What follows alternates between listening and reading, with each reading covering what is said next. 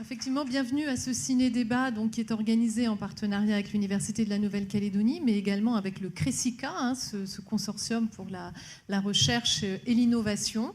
Et d'ailleurs, ce soir, vous verrez, nous avons encore un très très beau panéliste de scientifiques et d'experts avec nous, bien sûr avec Blue Green Productions, avec Calédonia et notre partenaire historique, le WWF. Donc, nous sommes en duplex depuis le début de l'année avec Koné. C'est une grande première et c'est formidable pour les habitants du Nord. Et donc, normalement, ils sont avec nous et c'est ma consoeur de Calédonia, Élise Ouachetine, qui anime les interventions à Koné. Alors, est-ce que Élise nous entend? Bonsoir Élise. Bonsoir à tous. Bonsoir Elisabeth. Voilà. Bonsoir à tous. Donc, heureuse encore une fois d'animer cette conférence. Donc, du coup, une dizaine de personnes qui sont présentes du côté de Koné et qui, je suppose, qui sont heureux d'être avec nous ce soir. Nous avons nos deux intervenants de l'association d'Ayoubik, donc Josine qui est là, ainsi que Boaé, qui vont intervenir durant cette soirée. Et bien sûr, comment on appelle ça, les personnes qui sont là, qui souhaitent poser des questions. Le micro est avec moi. Voilà, bonne conférence à tous. Merci beaucoup Élise. Bonsoir Josine, bonsoir Van Diang Dang, également pour la province Nord. Je vous présenterai tous les intervenants après la projection de l'émission. Ce soir, nous sommes là donc pour parler des réserves terrestres, à quoi servent les aires protégées, et puis surtout quelle différence il y a entre les différents statuts d'aires protégées, parce qu'on ne s'y retrouve pas toujours, entre un parc provincial, une réserve naturelle, une réserve de nature sauvage, etc. Donc on va tout vous expliquer dans l'émission. On va aussi parler d'implication citoyenne dans la cogestion. Et puis, on va également beaucoup parler des objectifs au niveau mondial de conservation de la biodiversité terrestre et puis prendre la mesure un petit peu de savoir où on en est en Nouvelle-Calédonie sur ces objectifs. Donc, je ne vous en dis pas plus. Je vous propose de regarder l'émission et on se retrouve donc dans 26 minutes.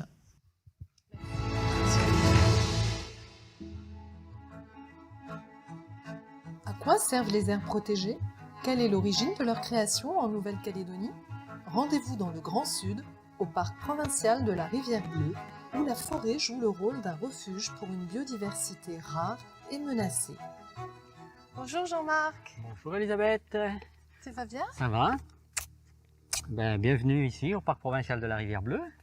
Magnifique aire protégée terrestre de la province sud, voilà. Sous un ciel magnifique. Une belle journée aujourd'hui. Voilà. Alors dis-moi, Jean-Marc, en fait, une partie des aires protégées terrestres de la Nouvelle-Calédonie a été créée à l'origine pour protéger certaines espèces, notamment des espèces endémiques, de l'exploitation minière ou forestière. C'est le cas du parc de la Rivière-Bleue? Oui, tout à fait. Donc le parc en lui-même a été créé en 1980.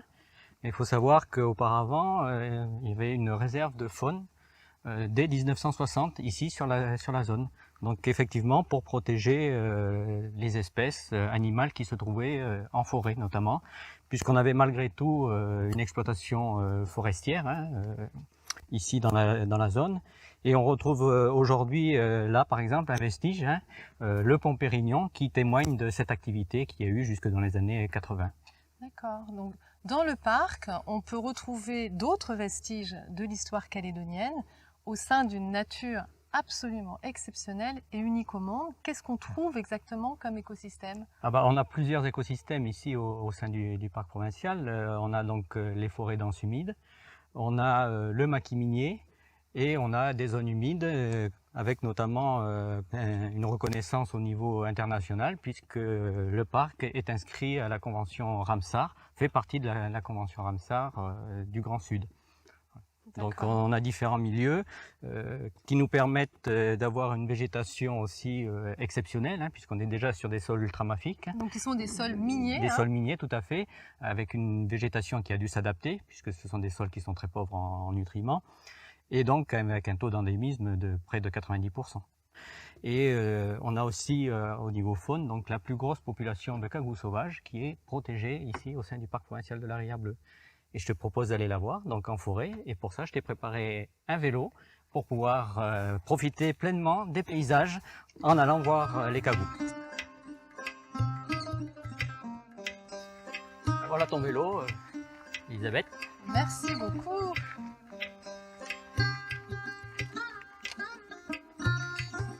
Alors, on a combien de temps là, combien de kilomètres de distance? Ouais, il y a 6 km. Allez, c'est parti.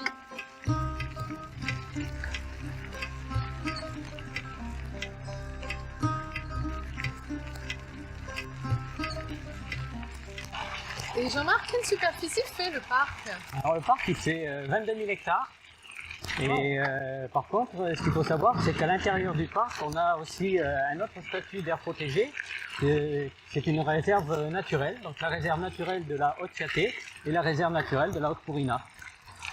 Et là, ici, donc, dans cette partie-là où on se trouve, donc c'est le parc provincial, donc qui est aménagé aussi pour accueillir le public et pour pouvoir pratiquer des activités de pleine nature, que ce soit du vélo comme nous là actuellement, ou du canoë sur le plan d'eau du lac de Yaté ou la rivière Bleue, mais également du camping, puisqu'on a des aménagements pour ce faire.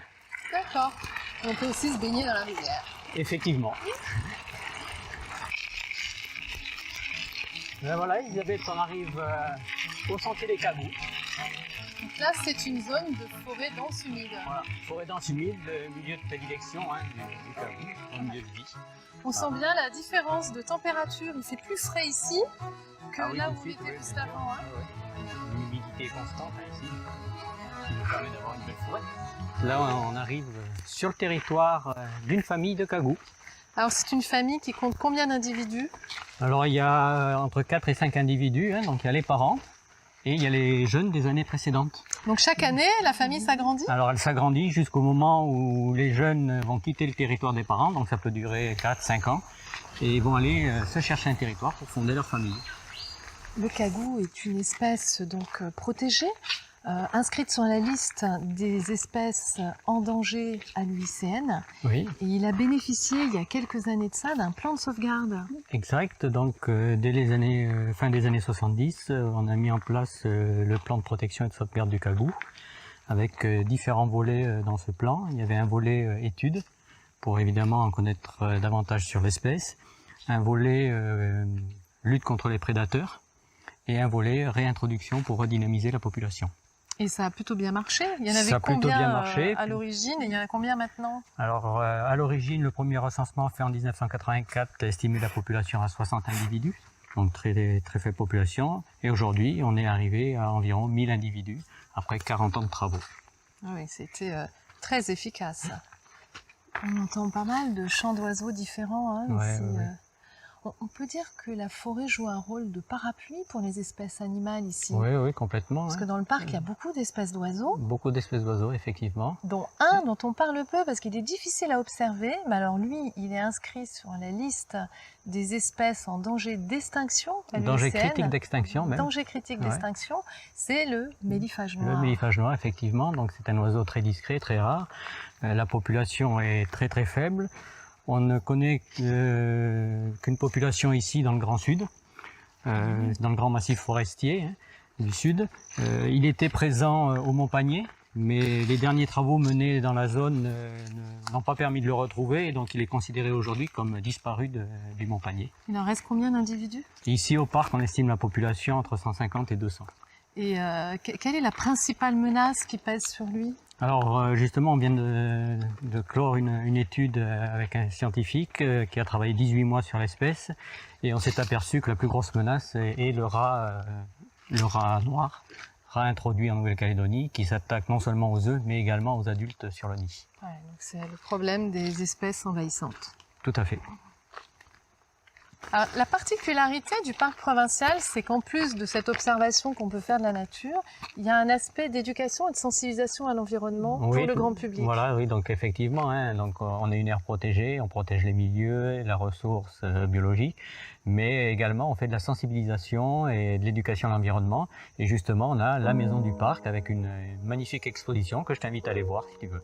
Ben, écoute, on y va, on reprend les vélos. Allez.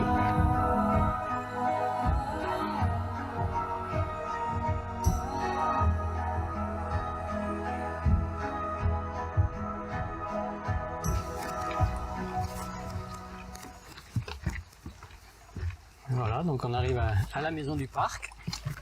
Donc là, c'est un espace de sensibilisation et d'éducation à l'environnement Voilà, qui c'est est ça. ouvert à tous les publics en fait. Alors s'il y avait un petit conseil à donner, c'est qu'il faut commencer la visite du parc par la visite de cette maison. Oui, bien Comme sûr. ça, on sait très exactement ce qu'on va découvrir dans le parc. Merci beaucoup Jean-Marc pour C'était cette un grand magnifique plaisir. visite. C'est à Yingen que culmine le sommet de la Nouvelle-Calédonie, le Mont Panier. Il abrite des espèces uniques au monde et hautement protégées dans une réserve de nature sauvage, co-gérée avec les populations locales. Bonjour Elisabeth, Comment vas-tu? ça va? Bienvenue à la tribu de Okulna et aussi au port du Mont-Panier qui se trouve juste là derrière nous. Donc le Mont Panier, c'est le point culminant de la Nouvelle-Calédonie, Oui. qui est à 1629 mètres et donc qui a été classé en réserve botanique en 1950. C'était Oui. une des premières réserves de Nouvelle-Calédonie et depuis 2008, c'est une réserve de nature sauvage. Oui. Qu'est-ce que ça veut dire exactement, une réserve de nature sauvage? Une réserve de nature sauvage, c'est un espace qui est soumis à une réglementation. On protège des espèces qui sont menacées, des espèces qui sont en voie de disparition. C'est pour ça qu'on a cette appellation où il y a des gens qui travaillent à la préservation de ces espèces qui sont menacées. Alors, cette réserve de nature sauvage, elle est co-gérée à la fois par les services de l'environnement de la province Nord, mais également par l'association pour laquelle Oui. tu travailles et qui porte le nom de ce kaori unique au monde, le Dayubik. En quoi ça consiste, la co-gestion? Je t'emmène voir Jonas, comme D'accord. ça il pourra répondre à ta question. D'accord, mais très bien, On y va? on y va. Voilà Isabelle, je te présente Jonas Stein, le président de l'association d'Ayubik. Merci beaucoup Jean-Jacques. A plus! À plus. Merci Jacques. Alors moi Jonas, je viens te voir parce que j'aimerais que tu m'expliques la notion de co-gestion, notamment de cette réserve de nature sauvage qu'est le Mont Panier. La cogestion consiste à faire en sorte que tous les gens qui sont là, qui sont impliqués de près ou de loin par ce qu'il y a là-dessus, fassent partie des discussions, fassent partie des décisions, et notamment sur ce qu'il a un projet de faire dessus, si c'est à garder, des choses comme ça.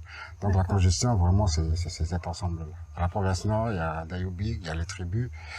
On a une ONG internationale qui nous épaule sur ce travail-là. Merci beaucoup Jonas pour toutes ces explications. Et puis moi je vais aller retrouver Jean-Jacques à Tao pour Alors, justement salut. aller marcher sur le début du sentier dans la partie qui est encore autorisée à l'accès. Bonne balade alors. Merci beaucoup Jonas, à bientôt. Merci.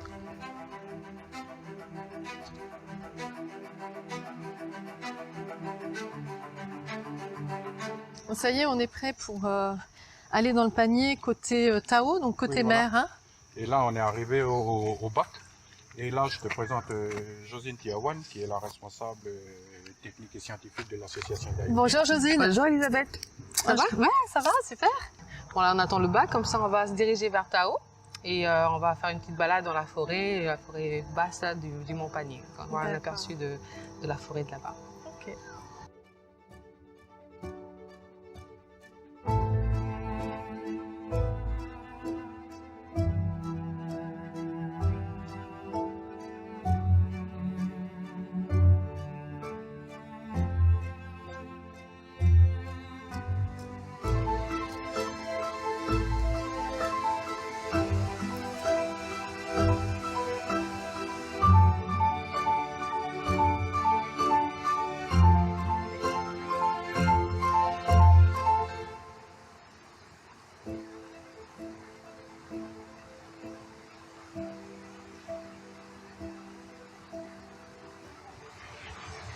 Et voilà, Elisabeth, on est arrivé au pied de la cascade de Tao. Waouh, c'est un paysage exceptionnel. On peut voir qu'en ce moment, les cascades sont vraiment bien fournies en eau et tout ce qu'il a plu ces derniers temps. Et les cours d'eau sont bien remplis. Est-ce qu'on peut dire que la forêt qui recouvre tout le Mont Panier, finalement, joue le rôle d'une gigantesque éponge qui restitue toute l'eau de pluie qui est tombée ces derniers temps? Oui, c'est tout à fait ça. On a joué un rôle d'éponge. La forêt ne fait pas que fournir de l'eau, elle fournit aussi d'autres services écosystémiques, d'autres services à aux populations qui vivent plus bas, comme le bois pour les constructions des maisons, comme le gibier, quand c'est dans les temps autorisés, le gibier, le moutou, les roussettes. Donc, on a vraiment une forêt qui nous fournit tous ces bienfaits. Depuis 2012, l'ensemble de la réserve est totalement interdite d'accès. Pour quelle raison? Donc il y a deux raisons principales. Donc, la première, c'est une raison liée à l'aspect culturel du Mont Panier, de cet espace là-haut. Il y a sur le Mont Panier des zones taboues. Alors, une zone taboue, c'est une zone dans laquelle on a une totale interdiction de pénétrer parce qu'elle représente un lieu sacré pour les populations locales. Vraiment un sacré avec le rôle de Dayubic comme gardien de cet espace. Et il y a une raison un peu plus écologique, biologique, liée à justement le kauri, cette espèce micro-endémique qui pousse que sur le Mont Panier. Le fameux Dayubic. Et qu'on va retrouver sur le long du massif du Panier jusqu'à Ignambi, vers Puebo. D'accord. Alors il est menacé par quoi ce Dayubic? Ce Dayubic, il est menacé, donc il y a 3-4 facteurs qui vont impacter cette espèce. Donc, premièrement, il y a le réchauffement climatique. Ensuite, on a les espèces, les insectes ravageurs et les pathogènes du sol, et les espèces envahissantes qui sont les cerfs et les cochons sauvages. Donc il y a eu un travail qui a été fait avec la province et Conservation internationale pour essayer de comprendre toutes les raisons de ce dépassement, de cette mentalité des kauri. Donc c'est surtout sur les espèces envahissantes que Dayubic oriente ses actions parce qu'il ne peut pas vraiment agir contre le réchauffement climatique. Voilà. Et les espèces pathogènes et les insectes sont naturellement présents dans les sols ici. C'est des espèces qui vont profiter en fait du dépérissement du kauri pour se développer. Les conditions du milieu qui ont changé ont favorisé leur développement, leur prolifération. Et concrètement, nous, on va essayer d'agir sur les espèces envahissantes, le cochon sauvage et les cerfs. Donc qu'est-ce que vous faites comme action? Donc on a une action phare qui est la régulation de ces espèces envahissantes. Concrètement, on fait des actions de régulation dans les zones basses, dans les forêts de basse altitude. Au sein de la forêt de kauri, c'est un peu plus compliqué. Donc les conditions du milieu sont plus denses, taux d'humidité important, des zones très pentues. Donc mettre en place une chasse traditionnelle là-haut, c'est très difficile. Donc on a essayé aussi d'étudier le domaine vital des cochons, de voir un peu comment ils se déplacent, les populations de cochons, si les cochons qui font des impacts importants dans le kauri descendent aussi dans le bas, si notre action de régulation est importante et efficace, touche aussi les cochons qui sont en haut. Donc on réfléchit tout ça à des techniques innovantes de régulation pour pouvoir lutter contre ces espèces-là qui font vraiment des gros impacts. Alors, je rappelle que le Dayubic est une espèce qui est inscrite sur la liste rouge de l'UICN et qui a le statut d'espèce en danger critique d'extinction, qui est donc le statut le plus élevé en matière de menace. Mais ce n'est pas la seule espèce menacée de ce massif. Non, on a un massif qui regorge d'une biodiversité exceptionnelle et on a une autre espèce qui est micro-endémique aussi à la zone de Tao-Panier, qui est le Kinosperma macrocarpa. C'est un palmier. C'est un palmier. C'est un palmier et cette espèce-là de palmier est menacée également par les espèces envahissantes, notamment le rat. Et pas seulement, il y a aussi un problème de braconnage sur les fruits de cet arbre rare.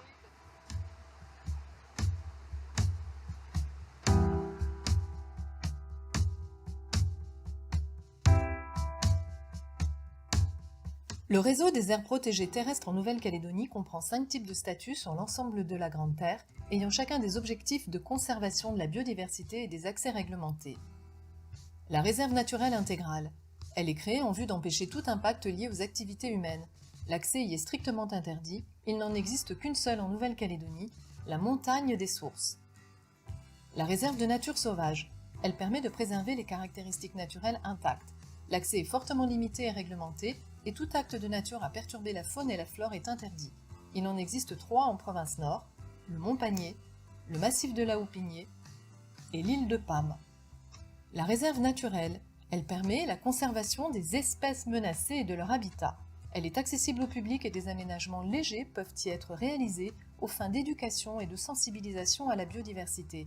Il en existe une 20aine en province sud, dont les plus connus sont les chutes de la Madeleine, le mont Humboldt, le mont Mou. L'ère de gestion durable des ressources. Elle permet de concilier la protection durable de la biodiversité, le maintien des services rendus par la nature et le développement d'activités de découverte.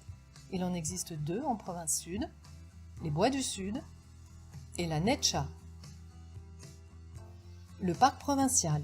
Il permet le maintien des processus écologiques, mais aussi la sensibilisation et l'éducation à l'environnement.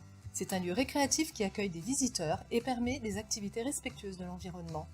Il en existe 6 en province sud, le parc zoologique et forestier, le parc de la Rivière Bleue, le parc des Grandes Fougères, le parc de la Dimbéa, le parc de la Côte Oubliée et le parc du Wantoro. Au total, le réseau des aires protégées terrestres représente 9% de la superficie du territoire. Donc nous voici en train de survoler le parc provincial du Wantoro, un véritable poumon vert en pleine ville. Ah, c'est ça, Laurent? Tout à fait, oui, oui. Alors là, on est bien exposé, en plus exposé aux alizés, donc c'est vraiment un endroit très agréable. Alors il y a sous nos pieds une forêt sèche magnifique qui est l'écosystème le plus menacé de Nouvelle-Calédonie et qu'on préserve ici dans ce parc.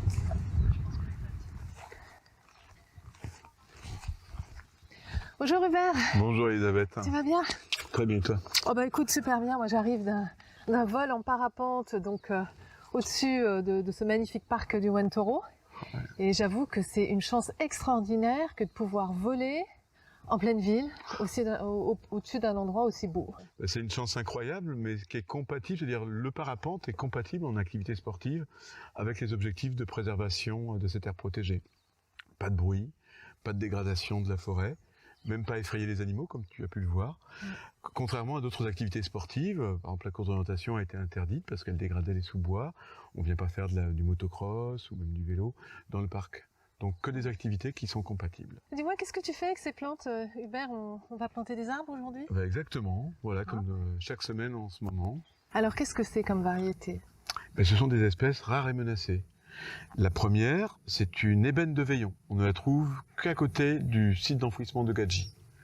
La deuxième, l'Albizia guinéni, est une légumineuse de forêt sèche qu'on trouve en petite population isolée le long de la côte ouest. Et sur le Wantoro, 8 arbres adultes, aucune régénération. On va en planter une 50aine cette année.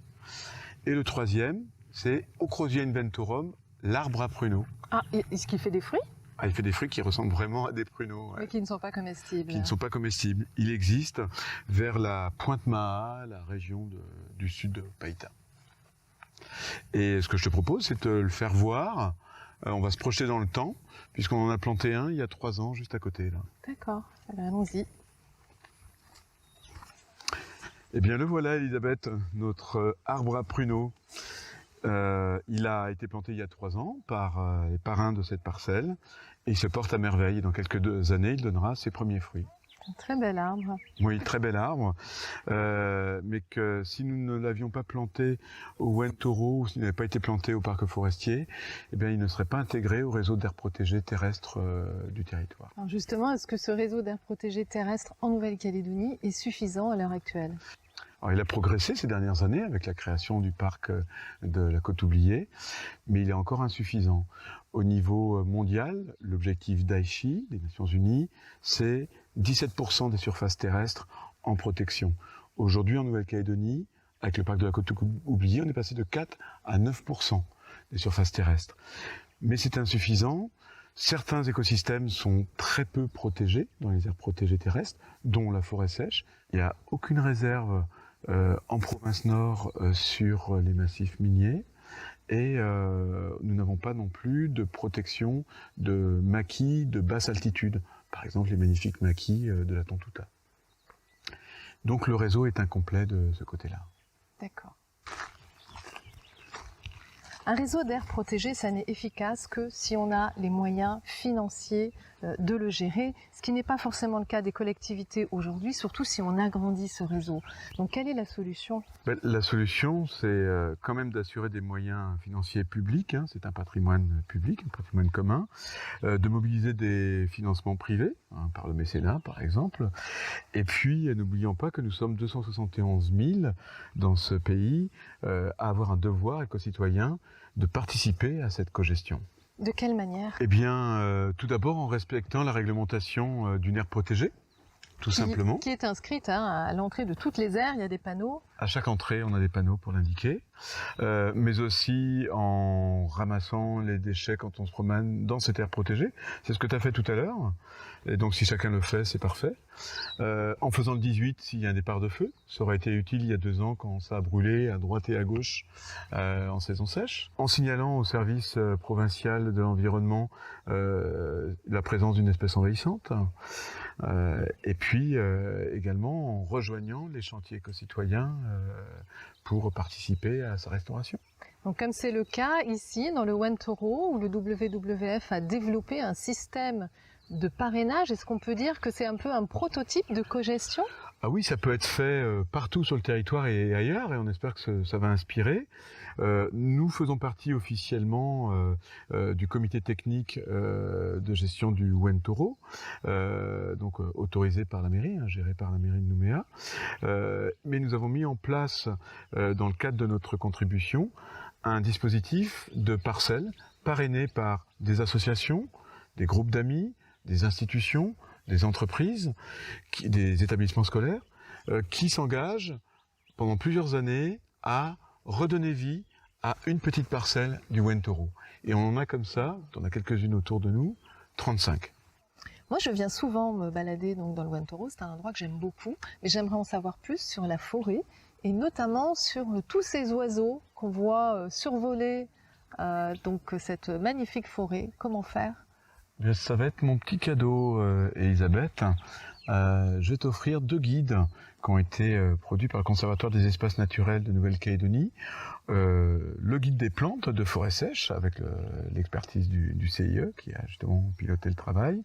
Et puis le guide des oiseaux de forêt sèche, en collaboration avec la SCO. Ah, merci beaucoup. Et donc avec ça, tu devrais bien t'en sortir et pouvoir mettre des noms sur ce que tu vois autour de nous. D'accord. Bon, je vois que tu as apporté des jumelles, donc j'imagine que c'est pour pouvoir observer tous ces oiseaux et ensuite pouvoir les identifier avec ce guide. Donc c'est une chance, hein, parce qu'il y en a vraiment beaucoup. On protège que ce qu'on aime et on aime que ce qu'on connaît et qu'on comprend. Et voilà. Donc c'est une très très bonne idée, un très beau cadeau. Je te remercie beaucoup et écoute, je vais partir à la découverte de cette magnifique forêt. Merci Hubert. Merci Elisabeth. Je crois qu'on peut aussi remercier et féliciter les cadreurs qui étaient avec nous, parce que vous avez vu, il y a quand même de très très belles images. Donc on a ici ce soir avec nous Gilles Chabot qui est en régie et qui est aussi le réalisateur de la soirée. On a Éric Manoukian qui est derrière l'autre caméra également, donc ils sont tous les 2 cadreurs et opérateurs drone. Et puis on a Thomas Decros, mais qui est absent ce soir. Voilà, il est en tournage dans les îles. Donc félicitations à ces 3 professionnels de l'image. Et place maintenant au débat. Donc vous l'avez compris, Empreinte est une émission vraiment de support au débat. Je pense qu'il y a beaucoup de questions qui restent en suspens sur ce sujet. Donc je vais demander à Hubert Géraud du WWF de me rejoindre. Voilà. Vous avez pu voir comme il est souple. Alors maintenant, tous les autres intervenants vont devoir faire la même chose. Donc Bruno Fogliani, donc, qui est enseignant-chercheur en bioécologie végétale à l'université. Philippe Birnbaum, qui est chercheur en écologie et qui est aussi très souple, en écologie et diversité des communautés végétales au CIRAD en partenariat avec l'IAC. Et Hervé Jourdan, qui est entomologiste, donc je précise spécialiste des insectes, donc à l'IRD. Donc voilà, ça c'est pour le monde scientifique. Et puis côté gestionnaire, on a donc du public à Nouméa et à Koné. Alors je vais peut-être présenter Koné pour alterner un petit peu. Alors si on peut avoir l'image avec Koné. Voilà, donc à Koné, on a donc Vandiang Dang, qui est chef du service des milieux et ressources terrestres de la province Nord. Bonsoir Vandiang.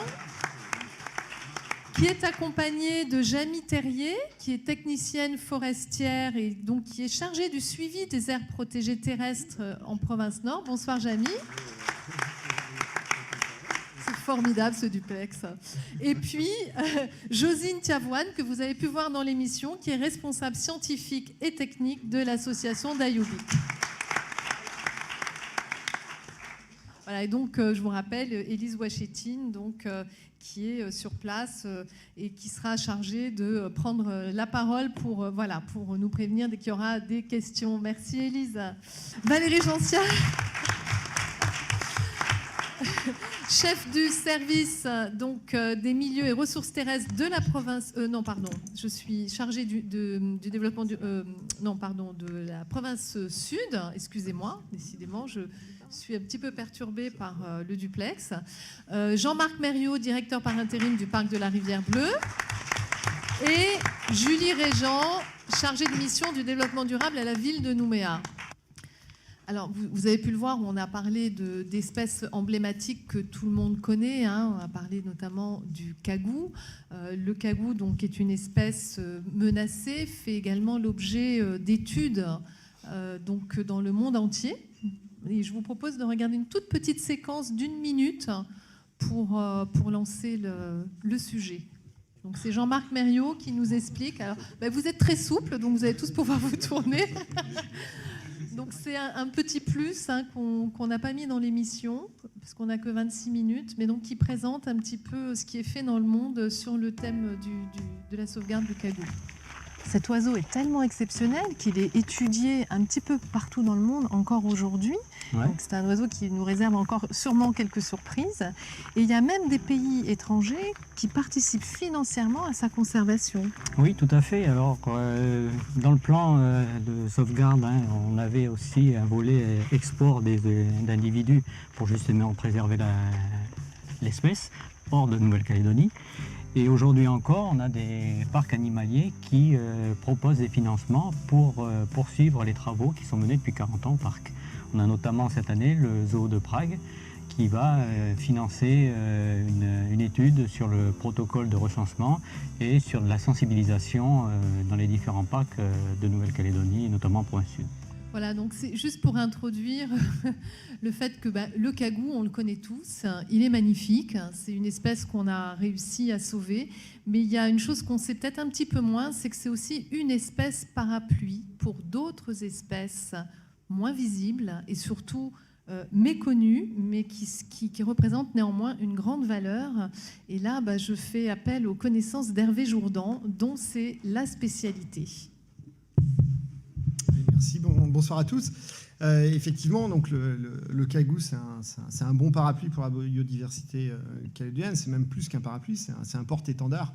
Mais effectivement, ce qui caractérise souvent, et les gens ne le savent pas assez, c'est qu'on a une faune exceptionnelle tant du côté des insectes, mais aussi chez les vertébrés, avec les reptiles, notamment les sinques et les geckos, puisqu'on a actuellement 110 espèces présentes en Nouvelle-Calédonie qui ont colonisé tous les types d'habitats en Nouvelle-Calédonie, donc qui pourraient être des parapluies pour des habitats qui aujourd'hui sont un peu oubliés du réseau des aires protégées. Et effectivement, puisque 110 espèces, ça représente à peu près 4% de la faune mondiale des geckos et des sinques de la planète.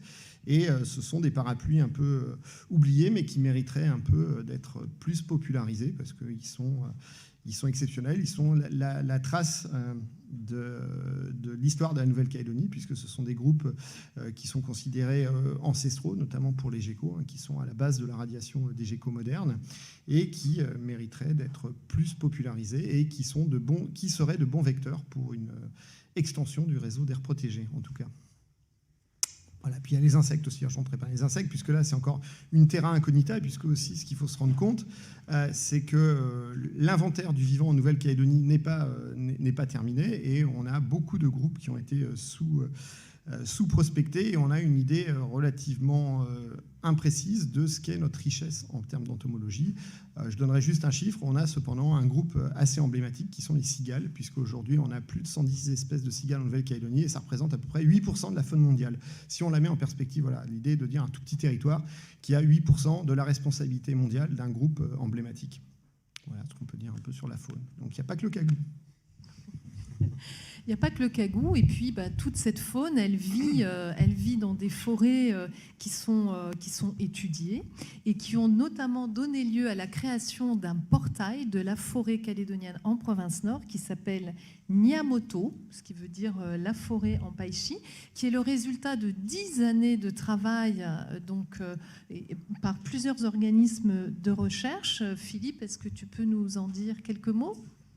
Surtout, qu'est-ce qu'on apprend avec ce portail et quel a été l'objectif de Niamoto ? Oui, c'est pas juste parler du portail, parce que le portail, c'est le reflet de ce que les gens ont fait. C'est plus que 10 ans, puisqu'en réalité, on cumule aussi des données qui proviennent de l'herbier, donc des données qui ont été collectées depuis une centaine d'années. Donc notre objectif, ça a été de centrer, un peu comme Hervé le présente pour les insectes ou les lézards, de travailler un peu sur un groupe parmi les plantes et les arbres. La définition est assez compliquée, voire un peu triviale de définir un arbre, mais en gros, on a en Nouvelle-Calédonie autour de 1280 espèces d'arbres, donc quasiment un tiers de la flore, et ça représente 94% d'endémisme, donc c'est vraiment extrêmement élevé. On ne connaît pas beaucoup de choses sur toutes ces espèces d'arbres. On parle souvent des espèces rares et menacées, mais bien entendu, les espèces les plus communes sont aussi les espèces qui sont la charpente de la forêt. Donc il ne faut pas tout de suite toujours penser espèces rares et menacées comme étant le seul objectif, parce que sinon, on risque d'aller très vite dans des collections artificielles, de sauvegarder des plantes dans des jardins botaniques, ne recréeront pas une forêt. Donc la forêt, c'est un ensemble beaucoup plus complexe qu'une collection d'espèces ou d'une plantation d'arbres. C'est quelque chose qui intègre à la fois, bien entendu, des espèces animales, végétales, bactériennes, des virus, mais c'est surtout parce que ça crée dans un environnement climatique qui est drivé par la planète, par le climat, par le soleil, ça crée des environnements qui sont extrêmement spécifiques, et notamment avec des climats qui sont tamponnés, c'est-à-dire qu'on va avoir une humidité relative qui va être toujours à peu près contrôlée, une chaleur qui va être toujours contrôlée, et là, ça va permettre l'émergence d'une vie extrêmement diversifiée. Donc la forêt est aussi un élément qui va être un moteur de biodiversité. Donc ce portail, pour nous, on l'a décomposé en plusieurs éléments qui ont été à la fois de mettre en place, montrer toutes nos données, tout ce qu'on a dans nos bases de données, c'est-à-dire que ça montre aussi nos lacunes, ça montre tous les endroits où on n'a pas de données, toutes les espèces pour lesquelles on n'a aucune occurrence quasiment, ou une ou deux, très peu. Et puis ça montre aussi, on a essayé en tout cas d'essayer de simplifier l'approche pour montrer que la science n'est pas quelque chose réservé à des érudits. La science, c'est simplement des questions que l'on se pose. Donc on a essayé de traduire un petit peu toutes nos approches scientifiques par des questions qui sont, à mon avis, abordables par tout le monde, et donc donner un peu l'envie, disons, à tout le monde de pouvoir travailler sur ces aspects de la forêt.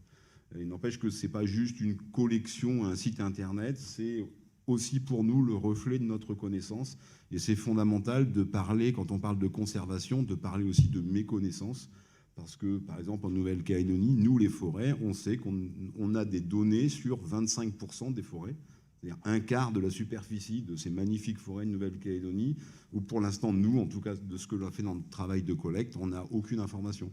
Donc, c'est pour ça que cette notion de parapluie, la forêt, c'est aussi un magnifique parapluie, parce que au-delà de simplement offrir des habitats pour les cagous, ben on a aussi des habitats pour les champignons mycorhiziens, des bactéries, des virus, des choses sur lesquelles on va pas créer des doudous pour les enfants, mais par contre, c'est des éléments qui sont fondamentaux pour maintenir le cycle de la vie.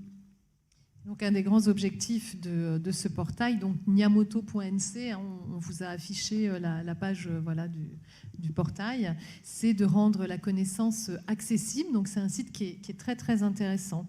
Alors toi Bruno, tu travailles sur l'écologie des espèces, et notamment sur les espèces rares et menacées, mais également sur les espèces reliques. Alors quelle est la finalité de ton travail? Et puis peut-être expliquer ce qu'est une espèce relique.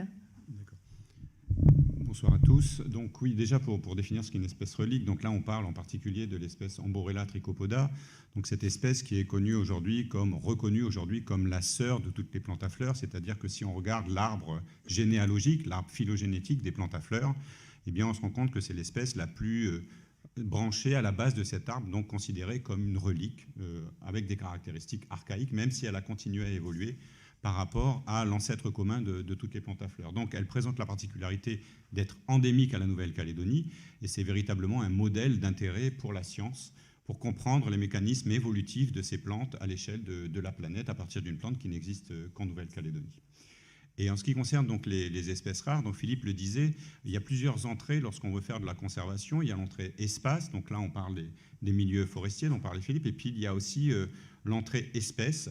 Donc les espèces rares jouent des rôles écologiques également au sein de ces milieux, et certaines sont très menacées, et face à ces menaces très importantes, eh bien, il convient dans certains cas d'agir rapidement pour éviter leur disparition complète. On a pu le voir par exemple l'année dernière avec le feu qu'il y a eu de nouveau à la coulée. Il y a une espèce qui ne pousse que là-bas, qui a failli complètement disparaître. Bon, heureusement, certains individus ont rejeté après le feu, mais elle a failli quasiment disparaître. Donc ce genre d'espèces, on essaye de les étudier pour en déterminer des itinéraires techniques afin de les multiplier pour pouvoir faire du renforcement de population dans le milieu naturel. On en a parlé dans le cadre de l'espèce de palmier du Montpanier, mais également pour les protéger ex situ dans les parcs et dans les réserves. Donc par exemple, au parc de la Rivière-Bleue, il y a chaque année des programmes de plantation d'espèces rares et menacées, y compris de palmiers qu'on retrouve également dans le Grand Sud et qui sont rares. Donc tous ces travaux sont menés à la fois pour essayer de sauvegarder les espèces, mais également pour comprendre leur écologie, c'est-à-dire comment elles fonctionnent dans les systèmes dans lesquels elles se développent, et donc voir si justement elles jouent un rôle dans cet écosystème. Et l'étude également de la répartition de ces espèces rares et menacées permet de définir des zones prioritaires à protéger. Il y a des publications qu'on a pu faire et qui ont été données auprès des gestionnaires sur ce qu'on appelle des hotspots de micro-endémisme, parce que ces espèces rares et menacées ont tendance à pousser que dans des lieux bien précis de la Nouvelle-Calédonie, et leur agglutination, entre guillemets, montre que ces milieux sont très riches en espèces rares et menacées et qu'il convient de les protéger prioritairement.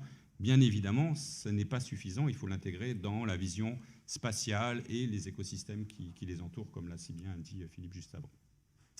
Merci pour ces explications, Bruno. Est-ce que vous avez d'ores et déjà des questions, donc ici à Nouméa ou dans le public à Koné?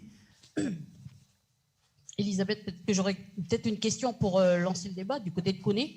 Depuis tout à l'heure, on parle de préservation, justement. Est-ce qu'il ne faut-il pas créer une banque d'espèces, justement, pour préserver ces plantes ou ces espèces en fait, naturelles? Merci.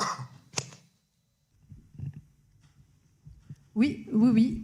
Bruno? Oui, je veux bien répondre. Il y a plusieurs façons de conserver des espèces. Donc j'en ai parlé, il y a la conservation ex situ, c'est-à-dire en plantant des espèces dans des parcs et réserves. Il y a de la conservation ex situ aussi en en faisant des banques de graines. Donc ces banques de graines, il en existe à l'échelle internationale. La plus connue pour les banques de graines de ressources naturelles, de plantes, elle se trouve à Londres, c'est le Kew Millennium Seed Bank, qui a la plus grande quantité de graines mondiales. Il y a quelques espèces qui ont été conservées dans cette banque de graines, mais on reste aujourd'hui, c'est vrai, on attend beaucoup du développement d'une banque de graines, tant en relation avec des partenaires métropolitains, les grands jardins botaniques qu'il peut y avoir en métropole, ou à l'international, avec un dédoublement potentiel en Nouvelle-Calédonie de cette banque de graines. En particulier, en ce qui concerne les espèces rares, mais pas que, ça peut être également des espèces patrimoniales, des espèces d'intérêt médicinal. Donc oui, clairement, en tout cas au niveau du monde scientifique, on attend avec impatience la mise en place de ce type de banque. Et puis le troisième type de banque, c'est l'utilisation de ce qu'on appelle la culture in vitro. Donc là, c'est des morceaux de plantes qu'on conserve dans des tubes sur du gel. Et là aussi, il est tout à fait possible d'envisager ce mode de conservation pour certaines espèces. Donc pour ça, il faut développer des programmes et donc trouver des moyens. Voilà, on en revient à ce sujet d'ailleurs qu'on aborde dans la dernière séquence avec Hubert. Pour développer un réseau d'aires protégées, eh bien, il faut des moyens financiers. Alors, on l'a vu, Valérie Gencien, puis là je m'adresse aussi à Van Diong, nos deux gestionnaires provinciaux. Aujourd'hui, la Nouvelle-Calédonie, elle a 9% de sa surface terrestre qui est classée en réserve. On n'a pas encore atteint l'objectif d'Aichi, qui préconise 17%.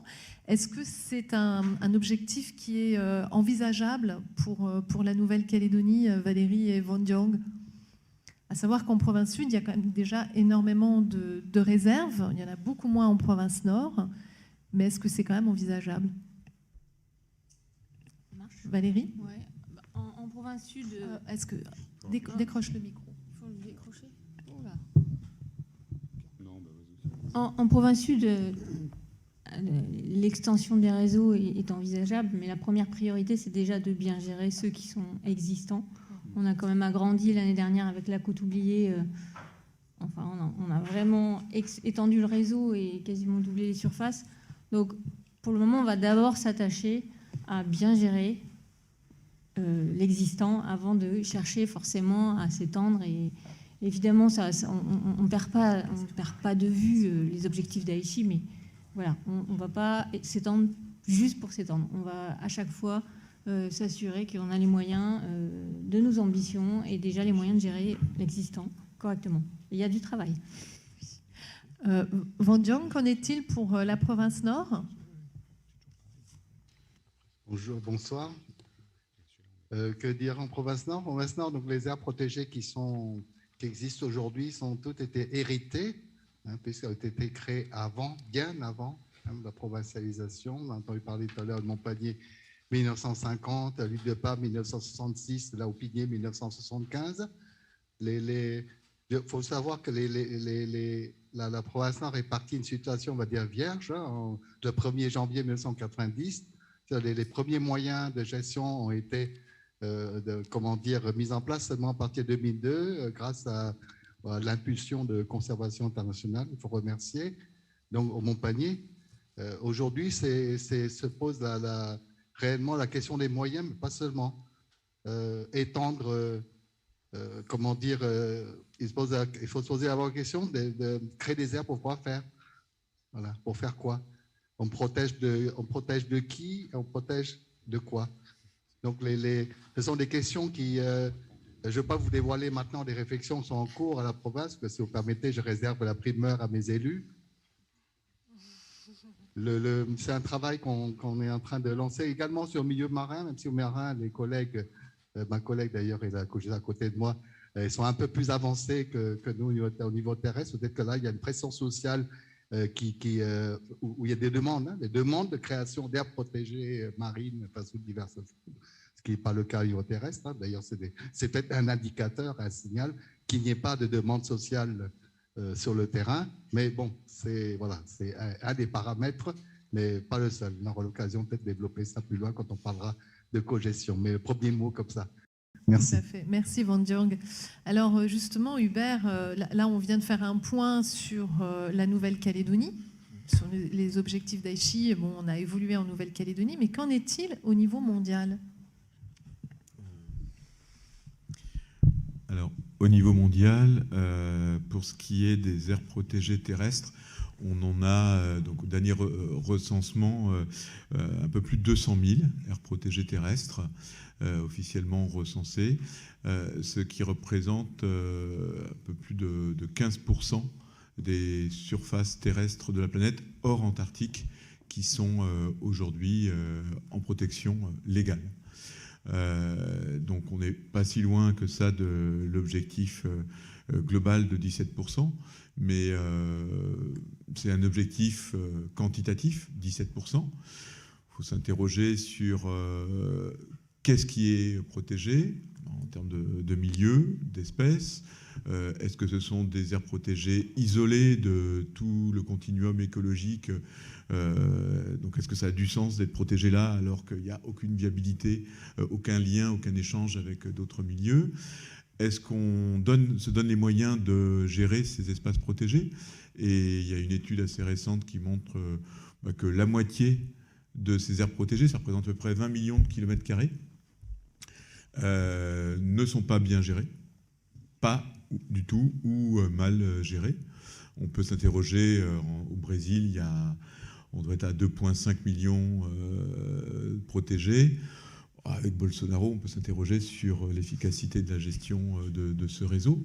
Donc, véritablement, au-delà du chiffre, le chiffre est important, parce que c'est quelque chose qui permet de porter une ambition politique mondiale par le PNUE, le programme national le programme des Nations Unies sur l'environnement. Mais ça ne suffit pas. Après, il y a la quantité et la qualité. Voilà. C'était juste dans quelle mesure la Calédonie, faisant partie de la Mélanésie, peut avoir un rôle de réflexion au travers des différents sujets, comme vous avez évoqué, la base de données des graines ou le site de Naïma, ou est-ce que ce n'est pas dans les objectifs de la Calédonie, tout simplement? Un tout petit élément, et après je laisserai la parole à Hervé, parce qu'une fois qu'il va démarrer, ce sera fini. Il y a le groupe Fer de Lance, qui est en lien en Calédonie avec toute la Mélanésie, et qui partage en tout cas sur des sujets, et ça peut être des questions environnementales. On leur a fait passer un rapport qu'on a fait sur la valeur socio-économique de l'océan mélanésien, une étude qu'on a fait sur tous les services environnementaux des surfaces maritimes englobant Papouasie jusqu'à Fidji et la Calédonie. Et donc, ils peuvent se faire le relais de ces considérations environnementales. Je pense que c'est la meilleure entrée en Calédonie. Sinon, il y a des représentants de la Calédonie maintenant, ce n'est pas des ambassadeurs, mais un petit peu l'équivalent, dans les capitales de certains pays de la région. Donc, il y a peut-être possibilité aussi. Moi, je vais peut-être dire un mot plus sur la parenté, effectivement, cette Mélanésie, mais au-delà de... On va dire la Mélanésie, c'est une dimension qui est une dimension humaine. Il y a une dimension qui est plus une dimension biogéographique et de parenté, hein, qui est la grande région indo-australienne, on va dire. Hein.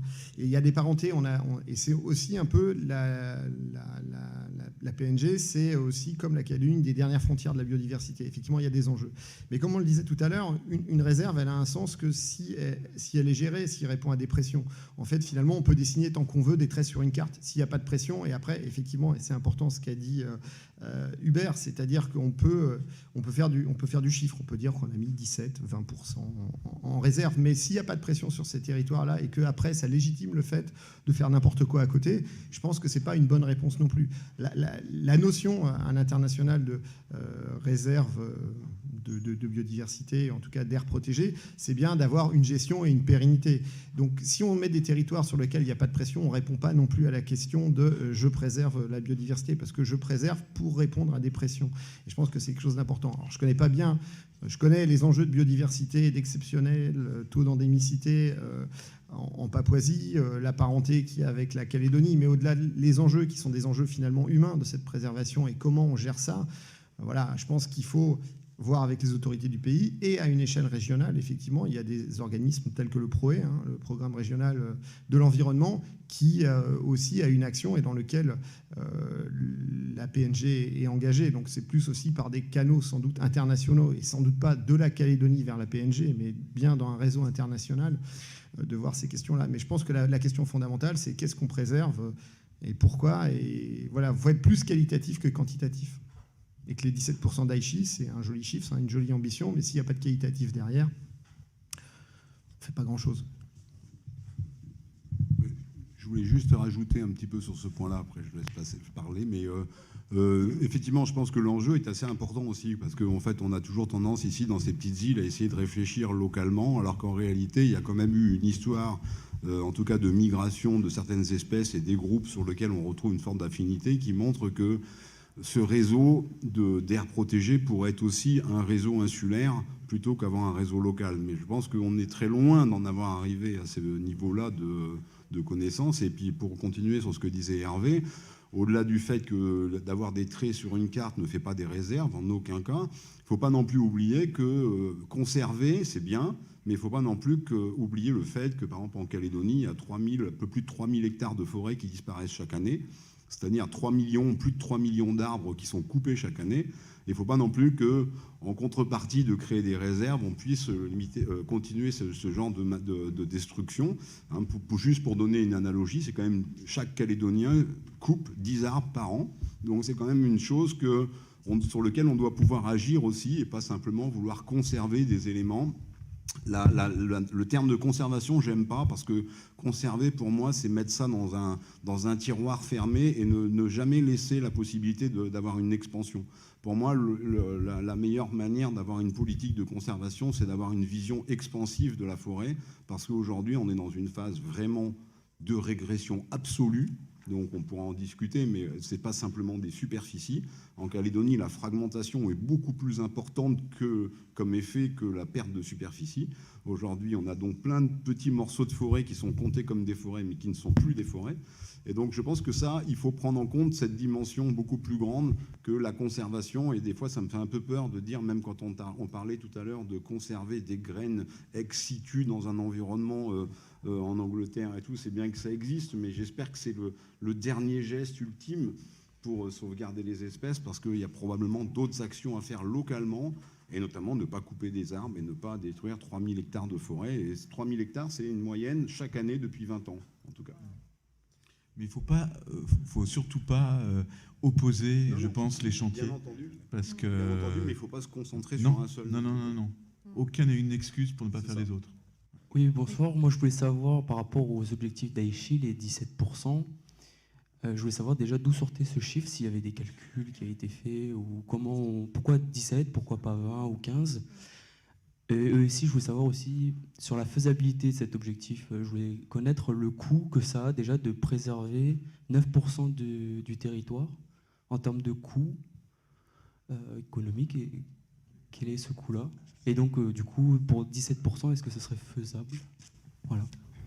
Alors, comment ont été évalués ces 17%? Est-ce que quelqu'un peut répondre? Hubert?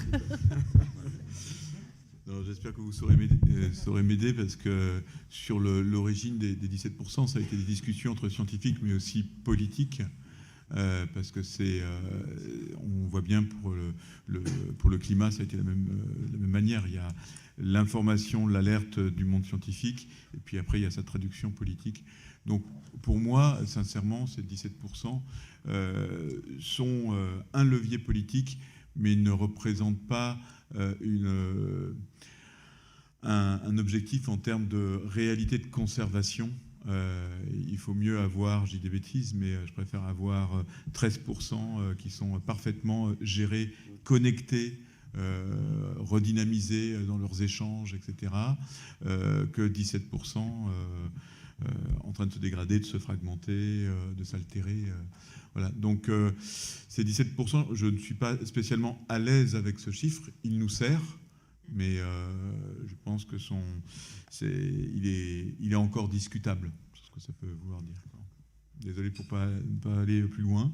Pour la question du coût, là, je laisserai nos gestionnaires provinciaux répondre. Oui, donc Valérie et Vandiang. Le chiffre, on ne peut pas le donner, mais le coût, c'est le coût des études, de la connaissance, de la protection, c'est le coût du contrôle. Donc tout ça mis bout à bout, ça fait pas mal de moyens à mettre en face d'une aire protégée. Alors il y en a qui sont pas très coûteuses parce qu'elles sont très loin dans la chaîne et personne n'y va et qu'il n'y a pas beaucoup de contrôle. Sauf qu'elles sont coûteuses pour la connaissance, mais sinon, je ne peux pas vous donner les chiffres, mais c'est des coûts à pérenniser et c'est des coûts qui sont continus parce que la connaissance, elle est tellement fragmentée qu'il faut continuer en permanence à la fois d'augmenter la connaissance sur ces aires et en plus de faire le suivi de ce qu'on a protégé. Donc je ne peux pas vous donner de chiffres, mais c'est des coûts conséquents. Van Diong, est-ce que tu souhaites compléter les propos de Valérie en ce qui concerne la province Nord? Oui, je ne sais pas si je vais compléter ce que vient de dire Valérie. Province Nord, d'abord, il y a des coûts qui ne sont pas forcément liés à une aire protégée en particulier, notamment les études, parce que les études ne sont pas fléchées aire protégée, hein, ce n'est pas les cibles de ces études. En dépenses de gestion, c'est assez simple hein, pour nous, c'est vraiment pas compliqué. Il y a ce qu'on fait autour des Montpaniers, dans et autour de Montpanier. La dépense de Montpanier, c'est 30 millions par an, et en ressources humaines, on va dire pour consacrer à la gestion des aires protégées, pour l'instant, c'est estimé à, on va dire, 0,25 ETP maximum. Voilà. Voilà ce qu'on peut dire en ressources consacrées. Merci. Bonsoir. J'avais une question un peu naïve, mais c'est ressorti plusieurs fois. Bien gérer une aire protégée, qu'est-ce que ça veut dire? Comment on sait que c'est bien géré? Comment on sait que c'est mal géré? Enfin, c'est un terme qui est ressorti plusieurs fois, donc je pense que, voilà, j'aimerais avoir une réponse. Alors, je pense que là, c'est vraiment une question ouverte à tous les intervenants, hein, aussi bien à Nouméa qu'en province Nord. Peut-être qu'on peut laisser la parole à Van Diong, mais aussi ça peut être aussi Josine, puisqu'on a affaire là à une gestionnaire également, l'association d'Ayoubik, hein, je vous le rappelle, elle est en co-gestion avec la province Nord et les populations locales, donc les représentants des tribus qui vivent autour du Montpanier, et donc elle est à même de répondre à cette question, Josine, ou Van Diong d'abord, et puis après Josine. Effectivement, c'est une très bonne question, c'est une excellente question même. C'est même une question qui pose comment dire, la question très récurrente des indicateurs. Hein, on dit bien ou pas bien, c'est par rapport à quoi? Donc c'est par rapport à des indicateurs. Un indicateur, c'est quoi? Un indicateur, c'est mesurer si on a atteint ou pas les objectifs, hein, bien ou pas bien, c'est par rapport à des objectifs hein, qu'on s'est fixés pour telle ou telle aire protégée. La fixation des objectifs est un problème en soi, puisqu'on vient de dire tout à l'heure en introduction que l'état des connaissances est encore très, très lacunaire. Donc, comme on est obligé d'avancer, on se fixe quand même des objectifs et on mesure par rapport à ça. Bon, il y a différentes façons de mesurer, il y a un très grand nombre de méthodes pour ça, mais voilà, pour pouvoir objectiver, si on veut dire, la réponse, voilà, le seul moyen, c'est de fixer les objectifs, même imparfaits au début. Mais il faut s'en fixer et les affiner au fur et à mesure de la gestion, au fur et à mesure de la progression des connaissances acquises sur le terrain. Voilà ce que je peux dire rapidement comme ça. Merci. Donc oui, Van Diong a déjà bien tout dit, bien défini.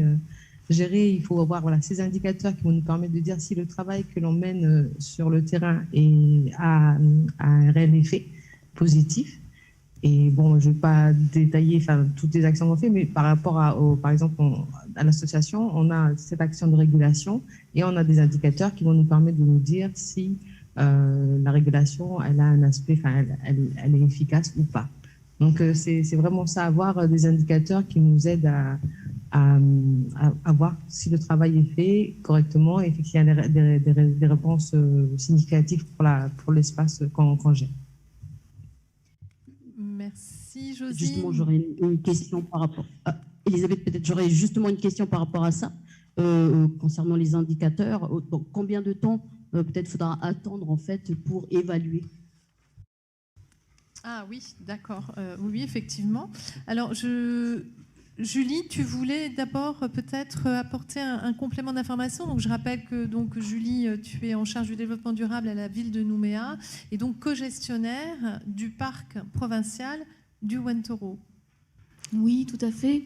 Donc, je voulais simplement indiquer en termes de qualité de gestion, je pense que ce qui peut être important, c'est un petit peu à l'image de ce qu'évoquait Hubert, des écosystèmes qu'il s'agit de protéger, leur dynamisme, etc. Mais c'est un petit peu pareil pour la co-gestion.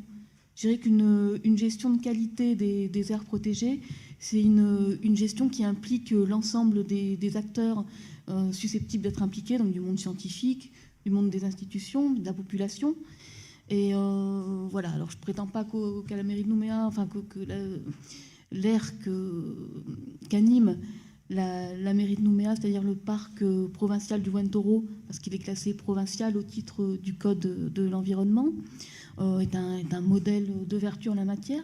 Mais en tout cas, on essaye de mettre tout le monde autour de la table avec ce comité technique et puis de surfer un petit peu sur les opportunités qui nous sont proposées, qui émanent justement souvent du monde associatif ou du monde des ONG, des organismes parapublics, etc.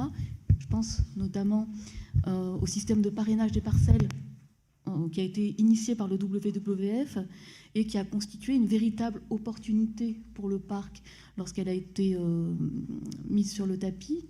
Et aujourd'hui, on voit bien que si on arrive à une régénération dans la réserve du Wentoro, c'est grâce à ces actions de parrainage de parcelles. Aujourd'hui, il y a une autre opportunité qui se présente à nous, c'est celle de l'association portée par l'association Moncamana, donc avec le soutien financier fort de la province sud, qui a un vrai projet d'aménagement, qui comporte pas mal d'aspects d'aménagement pour le parc, et qui va contribuer aussi à dynamiser cette gestion, peut-être sur un volet plus davantage inclusion des publics, etc., qui est aussi une des vocations de ce parc en ville. Mais voilà, ce que je voulais dire, c'était un petit peu la dynamique de la gestion est un critère de qualité, en plus des indicateurs, effectivement, qui doivent être présentés, et puis cette fonction de contrôle qui doit être exercée, notamment par le public. Merci Julie. Hervé, tu souhaitais répondre à la question d'Élise ? Oui, enfin, pour revenir un peu sur la question d'une bonne gestion, ça c'est vraiment tout l'enjeu de pourquoi on fait de la préservation. Et effectivement aussi, ça renvoie pourquoi est-ce qu'on fait une réserve naturelle. Et effectivement, c'est qu'il y a des pressions qui s'exercent sur les milieux. Et on estime qu'à un moment donné, il faut mettre ces milieux-là en préservation. Donc il faut garantir leur pérennité, garantir leur maintien sur le long terme. Et après, effectivement, c'est aux gestionnaires de se fixer des objectifs au fur du temps, d'avoir des plans de gestion, etc. Et d'avoir des jalons qui permettent de dire que notre habitat se maintient. Effectivement, et c'est ça que se pose la question des indicateurs, mais c'est bien une question des indicateurs. Et aujourd'hui, où on a un manque, c'est quel indicateur ? Parce qu'il n'y a pas d'indicateur miracle, c'est des indicateurs de réponse à une pression ou des indicateurs de régénération, etc. Et donc, en fait, finalement, c'est là aussi où il y a un dialogue qui est important entre les gestionnaires et la science pour aller affiner et voir être capable de dire qu'est-ce qu'on a comme élément diagnostique pour dire qu'on est en train de répondre à notre objectif qui est de conserver la nature. Mais il ne faut pas oublier aussi que quand on fait une aire protégée, en fait, il y a différentes métriques. Voilà, on préserve des services, on préserve des espèces, on préserve des interactions, on préserve quoi ? La biodiversité. En fait, c'est l'assurance tout risque du vivant, et c'est de se dire que sur le long terme, c'est quoi ? Pourquoi la biodiversité ? C'est pas, il y a de l'extraordinaire et il y a du moins extraordinaire. Il n'y a pas une biodiversité qui a plus de valeur ou moins de valeur. C'est qu'on y a une biodiversité. Et demain, c'est est-ce que le vivant va pouvoir continuer à s'adapter ? Enfin, moi, ça rejoint quelque chose qui me touche beaucoup, qui est la coviabilité écologique. C'est finalement comment l'homme, il arrive à se maintenir avec une nature qui fonctionne. Et en fait, c'est ça. Et donc, finalement, il n'y a pas une réponse de gestion. Mais bien, et c'est quelque chose qui est évolutif. Mais il faut que le gestionnaire, effectivement, il soit capable de se donner des objectifs pour certaines pressions, et surtout aussi, c'est de garder la plus grande représentativité des types d'habitats, des types d'espèces. Voilà, c'est ce que je dirais de mon point de vue. Alors justement, pour illustrer ce sujet de la coviabilité, donc une nouvelle voie pour reconnecter l'homme à la nature, je vous propose une petite minute d'image avec Laurent Blaise, qui nous a fait l'honneur d'être présent ce soir, qui est donc le pilote du biplace parapente. Il y a beaucoup d'oiseaux dans le Wentoro ? Ben, on en voit pas mal, oui. Enfin, on voit surtout des petits hirondelles et des balbuzards. On a des couples de balbuzards qui nichent dans le Wentoro. Et ben, parfois, même quand le vent est bien alimenté, ils viennent voler avec nous. Ouais. Et on est tellement habitués que je veux dire, l'impact est limité parce qu'ils nous connaissent et ils savent qu'on n'est pas des prédateurs. Et ils se retrouvent à côté de nous. Et parfois, on est tellement habitués, on est tellement à l'aise que des fois, ils viennent sans faire attention, ils regardent plus la pêche ou ce qu'ils cherchent et ils arrivent à côté de nous, ils sont surpris, il y a un petit vol arrière, c'est assez fantastique. C'est vraiment une connexion de l'humain avec la nature. Oui, ben là, au premier chef, c'est qu'on a une réserve, il y a des animaux qui savent protéger et ils savent que cette activité-là, en l'occurrence, n'est pas prédatrice. Il n'y a pas de problème, on vit vraiment en symbiose. Et tu voles ici depuis combien de temps, Laurent? 25 ans, moi. C'est 25 ans que je vois ici. Ah oui, donc tu vois l'évolution de la forêt quand même. Carrément, oui, c'est sûr que les mesures qui ont été prises ont eu un impact positif. Moi, je me rappelle quand j'étais jeune adulte, on arrivait à monter en voiture ici au Wentoro. Moi, j'ai des photos avec ma première voiture ici au Wentoro, donc ça veut dire que c'était ouvert complètement. Ouais. Alors que dorénavant, oui, voilà, ça implique des restrictions, mais il y a un bien certain pour la forêt, pour la nature, surtout. Alors ça m'amène justement, Julie, à une question que je voulais te poser sur les corridors écologiques qu'on peut créer en ville grâce à un parc comme le Wentoro. Alors effectivement, la création de corridors écologiques pour la ville de Nouméa, c'est un enjeu fort. Donc l'idée, c'est de s'appuyer sur les poumons verts que constitue notamment le Wentoro, mais aussi la pointe Kumuru ou l'espace du parc forestier, Tina, etc. Donc l'idée, c'est de connecter entre eux l'ensemble de ces poumons verts. Et au-delà de la notion de poumon vert, c'est celle de trame verte et bleue, donc, qui est une notion qu'on côtoie au titre de la compétence de la ville en matière d'urbanisme. Donc on a un plan d'urbanisme directeur, le PUD, qui a été révisé l'année dernière en 2020. Et à cette occasion, ça a été pour la ville l'opportunité d'affirmer une politique environnementale plus soutenue à travers les objectifs de son projet de ville. Et donc il est clairement inscrit dans le projet de ville de la ville de Nouméa aujourd'hui, cette ambition de reconnexion des poumons verts entre eux et de s'appuyer sur le particulier, chacun sur son balcon, dans son jardin, de pouvoir participer à cette reconnexion. Alors par quoi ça passe? Par l'idée de s'informer sur qu'est-ce que je peux planter, comment je peux le planter, etc. C'est aussi faire la place à la microfaune, ou à une faune de petite taille en tout cas. Et voilà, donc se renseigner sur tout ça et participer à son échelle, à l'échelle citoyenne, donc à cette reconnexion et à la constitution d'une trame verte et bleue de qualité sur Nouméa. Pour rebondir sur ce que dit Julie, ça revient aussi à la question d'avant sur bien gérer une aire protégée, qu'est-ce que ça veut dire? C'est aussi de réfléchir pas seulement à l'espace de l'aire protégée, mais en fait à un espace beaucoup plus large, à l'espace écologique, au paysage dans lequel s'inscrit cette forêt, cet élément naturel que l'on souhaite protéger. En 2012, on avait réalisé comme ça l'identification de toutes ce qu'on appelle les unités paysagères fonctionnelles de forêt sèche sur toute la côte ouest, à savoir, pour protéger les dernières forêts sèches, les 2 derniers %, quels sont les espaces qui les entourent sur lesquels il faut développer les stratégies de restauration et de conservation. Et on avait fait un zoom, donc on a identifié une dizaine d'UPF, d'unités paysagères fonctionnelles, et l'une de celles-ci, c'est le Grand Nouméa. Et on avait réalisé l'exercice d'identifier les possibles corridors écologiques qui relieraient l'ensemble des forêts sèches de Nouméa et d'identifier tous les espaces publics non constructibles.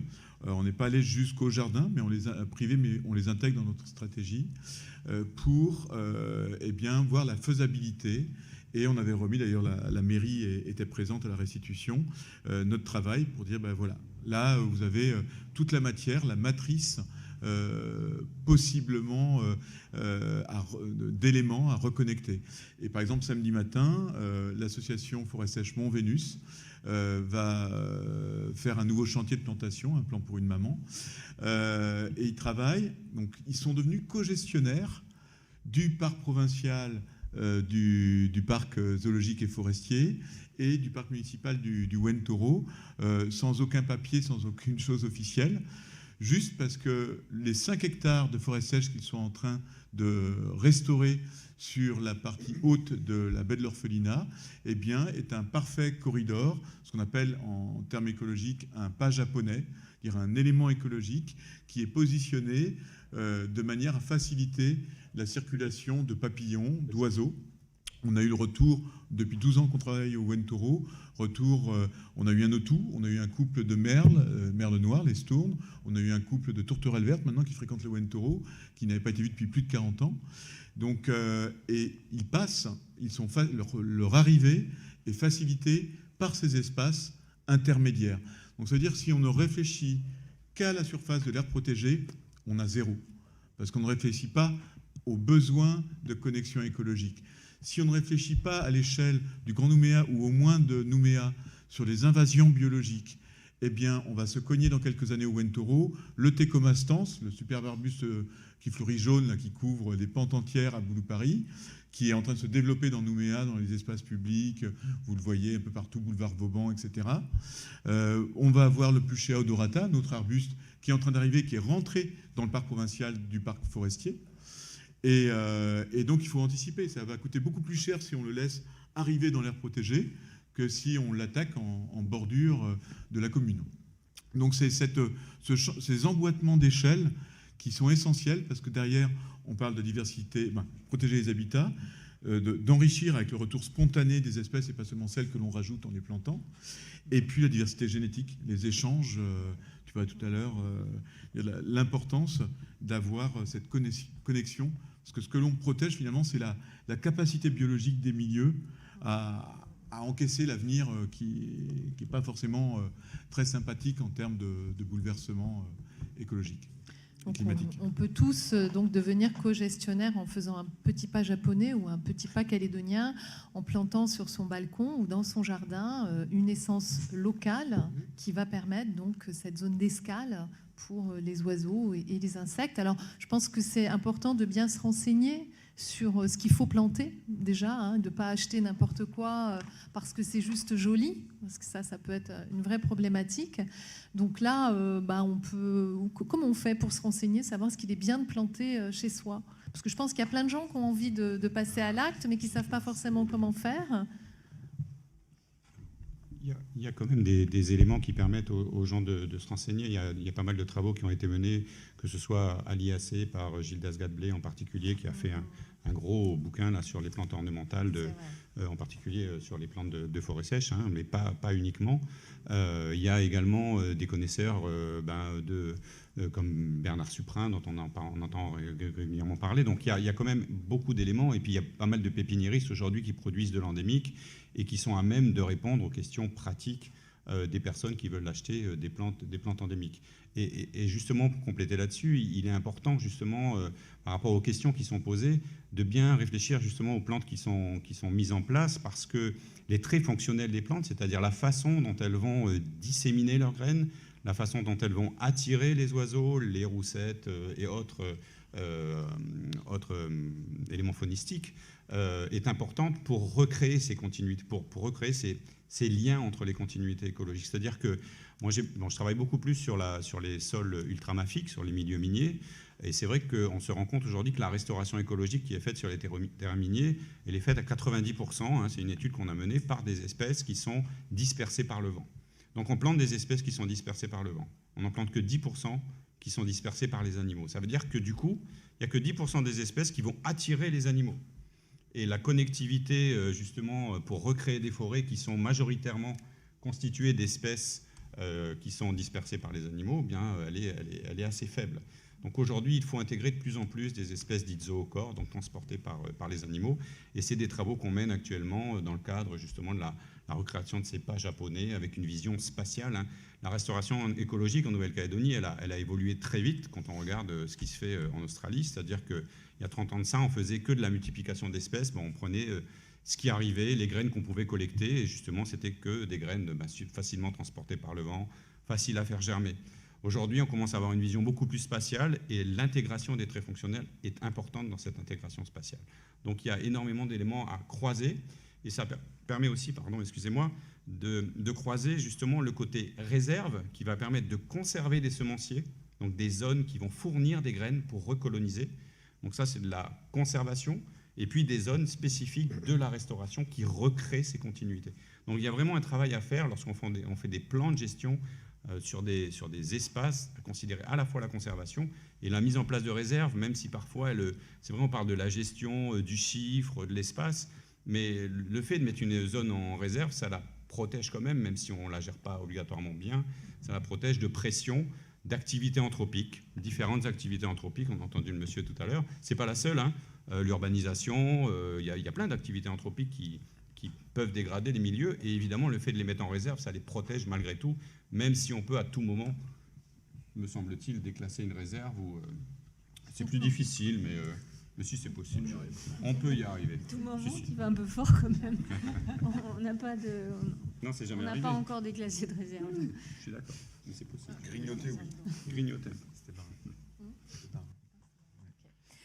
Est-ce que vous avez des questions? Oui, Alain Houdan. Oui, bonsoir et félicitations pour vos émissions qui sont toujours très intéressantes. Alors moi, je voudrais que quelqu'un me confirme que la côte oubliée a été classée en réserve. C'est vrai? La côte oubliée est un parc provincial dans lequel il existe déjà certaines réserves, mais ça n'est pas une réserve naturelle, pas encore.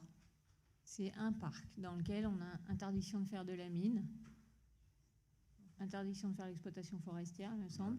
Pour le moment, les contraintes sont celles-là. Bon, c'est déjà un premier pas. C'est ça.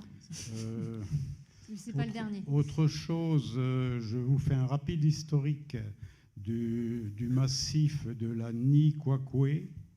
Il y a une trentaine d'années, il y avait un projet d'exploitation forestière pour aller couper des kaoris multicentenaires dans cette zone.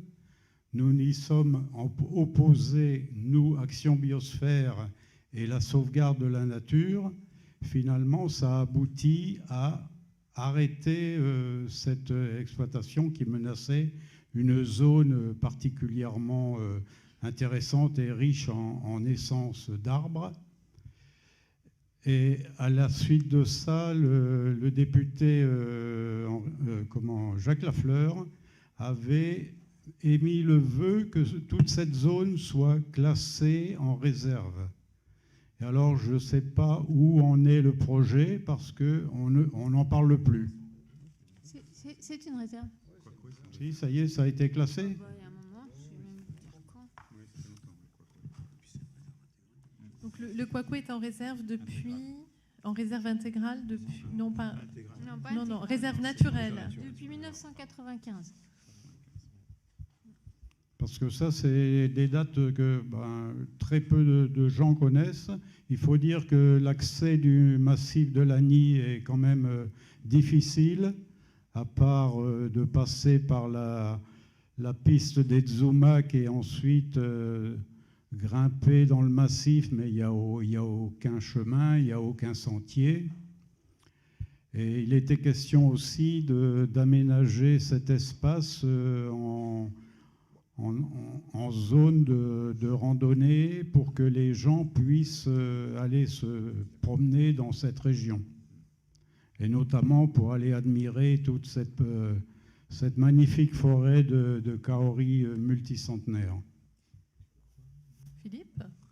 Oui, c'est toujours d'actualité ce genre de combat. Si on prend par exemple l'exemple du Cric Pernod dans le sud, qui est considéré quand même comme une zone à très fort taux d'endémisme d'espèces, et qui en parallèle pour l'instant est classée comme une réserve, mais pas une réserve, mais une réserve métallique par la DIMINC. Et donc pour l'instant, si je crois bien au journal officiel, il est sorti qu'il y a un moratoire de 10 ans. C'est en gros, on va réfléchir dans 10 ans dans quel sens ce Cric Pernod va basculer. Est-ce que ça sera une exploitation de fer ou est-ce que ça sera une protection d'espèces riches comme le bois bouchon par exemple, qui est extrêmement fréquent dans cette zone. Donc ces combats doivent être menés perpétuellement. Et puis ça, c'est vraiment, à mon avis, un combat de citoyens, dans le sens il faut savoir ce que l'on veut faire d'une zone. Est-ce que l'on veut en extraire du métal ou est-ce qu'on veut conserver la forêt et l'environnement et la biodiversité sur place? Ça, je pense que votre exemple montre bien que finalement, tout ne repose pas sur le poids du politique et de la décision en fait, autour d'une délimitation de réserve actuellement. C'est aussi un combat à mener, quoi. Parce que je crois que dans cette zone du Cric Pernod et un peu une partie du sud, c'est menacé par le projet Lucie de l'usine du Sud. Non, je crois pas. Non, je crois pas que ça déborde dessus, mais par contre, apparemment, de ce que je crois comprendre, c'est une réserve très très riche en nickel, en cobalt, en fer, en beaucoup de matériaux. C'est ça la menace. Voilà, c'est ça la menace, bien entendu. Et donc, il y a eu à un moment donné un débat important, et donc pour l'instant, il y a un moratoire. C'est donc placé en stand-by pendant 10 ans, renouvelable une fois, je crois. C'est inscrit au journal officiel, mais c'est quand même classé aujourd'hui, c'est ça que j'aime pas, le terme, c'est quand même classé comme réserve métallique. Allez-y. Alors, un commentaire et une question. Le commentaire, c'est qu'en fait, l'objectif d'Aichi dont on parle, il reprend très exactement tous les éléments que vous avez évoqués, et en fait, on fonce tous sur le 17%. Mais quand on relit la totalité de l'objectif, il parle bien d'aller chercher dans les zones représentatives, donc les aires protégées, pas n'importe où, dans les zones où il y a les enjeux écologiques, que les aires protégées soient bien gérées. Donc, c'est pas pour faire du chiffre, il faut que ce soit bien géré. Et je ne connais pas par cœur. Et puis, il y a aussi cette notion d'intégration dans des paysages supra et la notion de bien relier entre elles. Donc, tout y est. Le tout, c'est d'arriver à le mettre en œuvre en termes de politique. Et du coup, ma question, c'est qu'on entend bien là dans les débats que les aires protégées, ce n'est pas forcément le seul outil. C'est un outil à privilégier, il faut l'articuler avec les autres outils. Et j'avais une question sur les liens entre ce qui a été évoqué, c'est-à-dire les trames vertes et bleues. Est-ce que ça relève uniquement des politiques des communes, ou est-ce qu'il y a des visions finalement provinciales qui permettent d'articuler à la fois ces notions de trame verte entre les aires protégées et la politique provinciale aires protégées?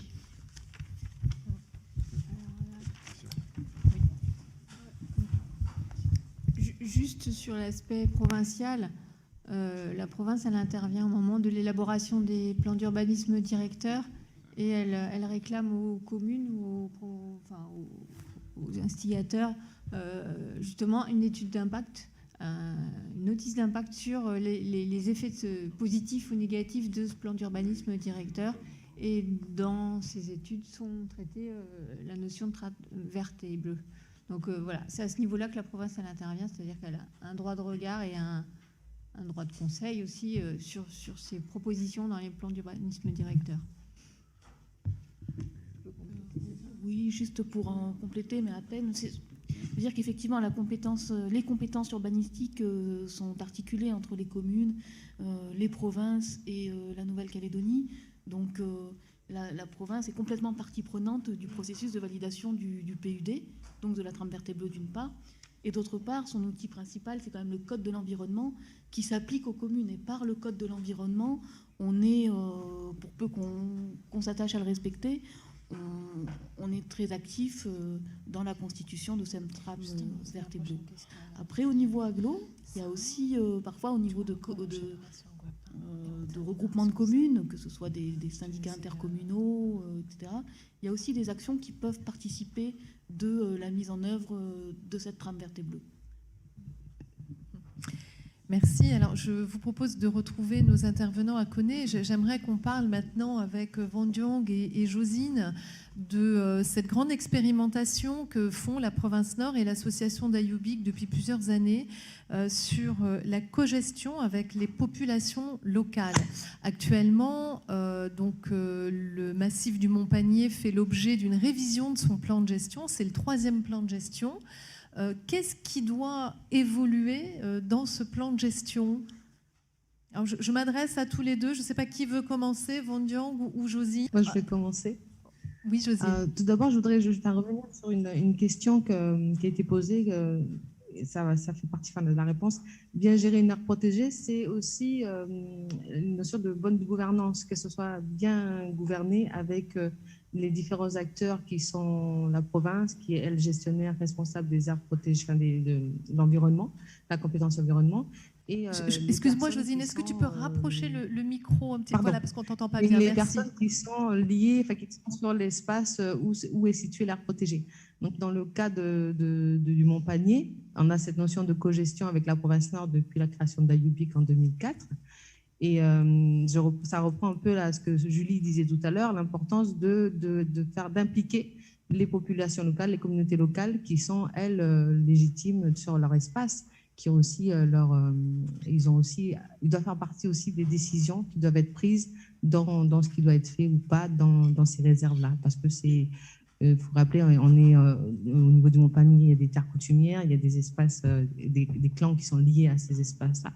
Donc c'est important d'avoir cette notion-là de travailler ensemble avec la province Nord, les collectivités, les populations locales, et nous, d'Ayubic, c'est le cas, nous, on se considère comme un outil pour travailler avec la population, pour la population, en essayant de répondre à leurs attentes, à ce qu'ils veulent préserver par rapport à cet espace qui est le Montpanier.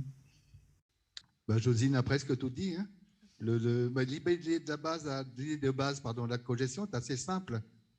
Elle part d'un constat, c'est que les espaces qu'on se propose de protéger, elles se situent au milieu de là où les gens vivent. Donc, partant de là, on ne peut les protéger qu'avec les gens, pas sans eux et surtout pas contre eux.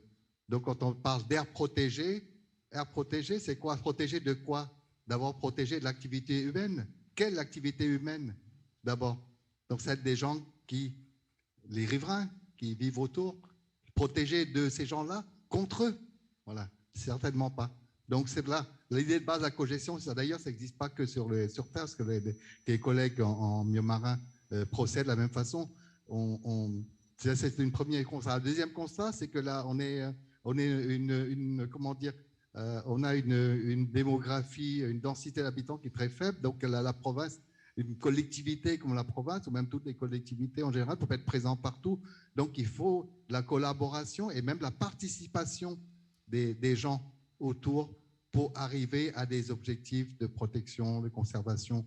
Ce n'est pas la collectivité seule, les collectivités seules qui peuvent le faire. Donc, ça, ce sont les principes de base de la cogestion. Maintenant, il reste encore on tâtonne aussi, on fait aussi de la gestion adaptative dans ce domaine-là.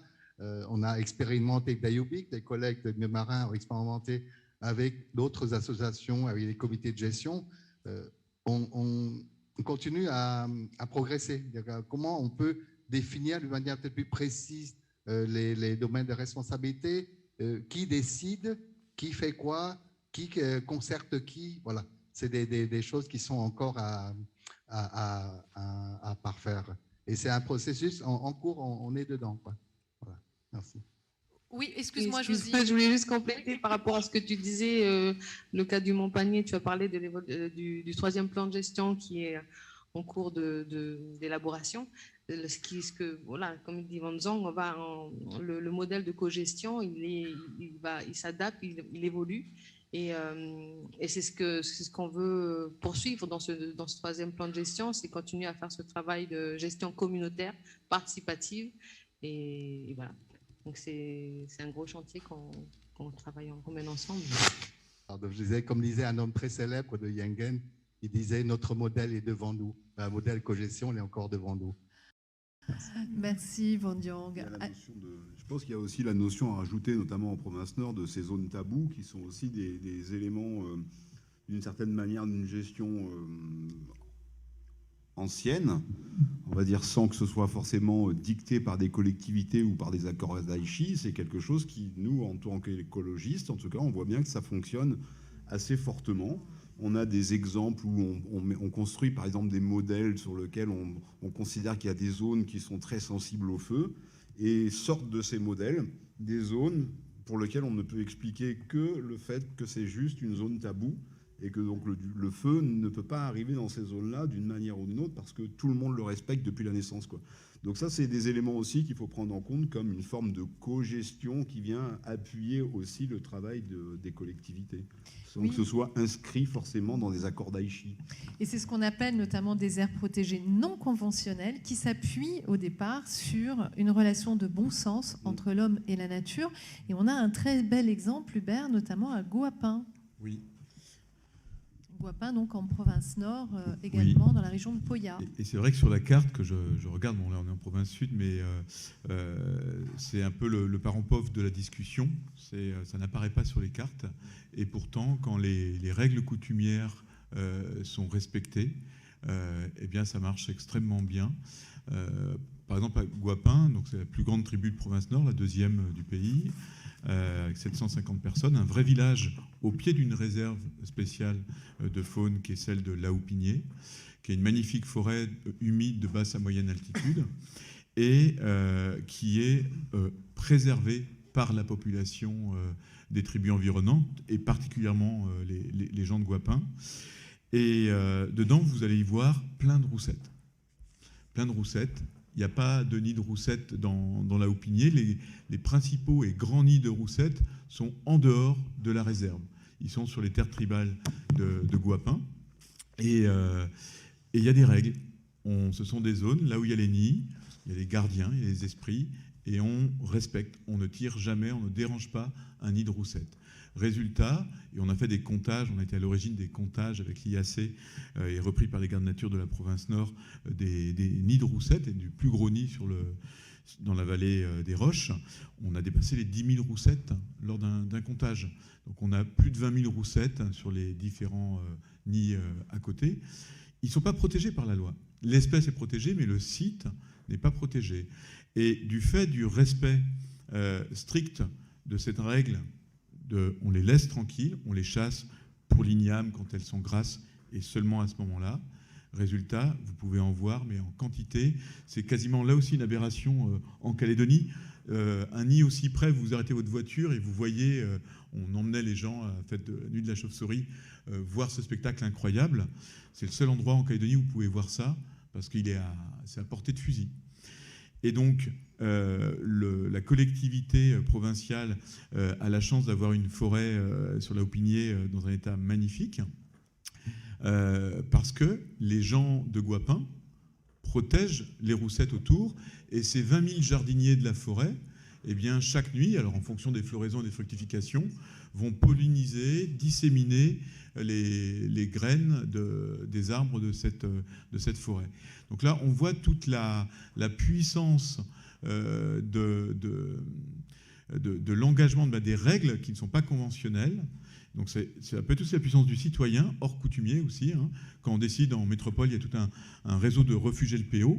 Ce n'est pas des aires protégées terrestres officielles, mais ça marche comme des aires protégées.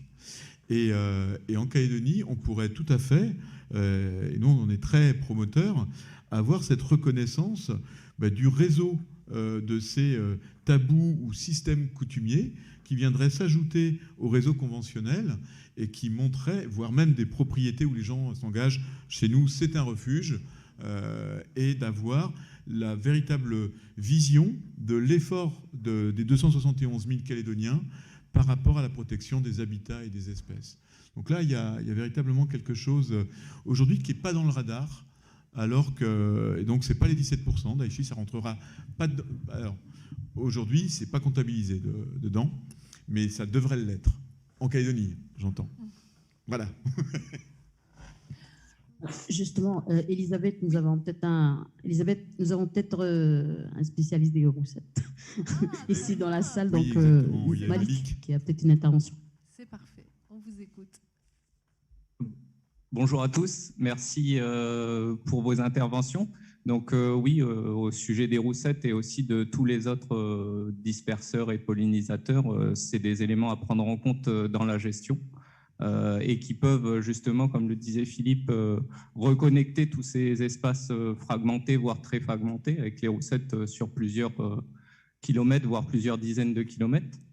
J'avais deux questions par rapport à l'intervention sur mettre en place des réserves là où il y a des zones de pression.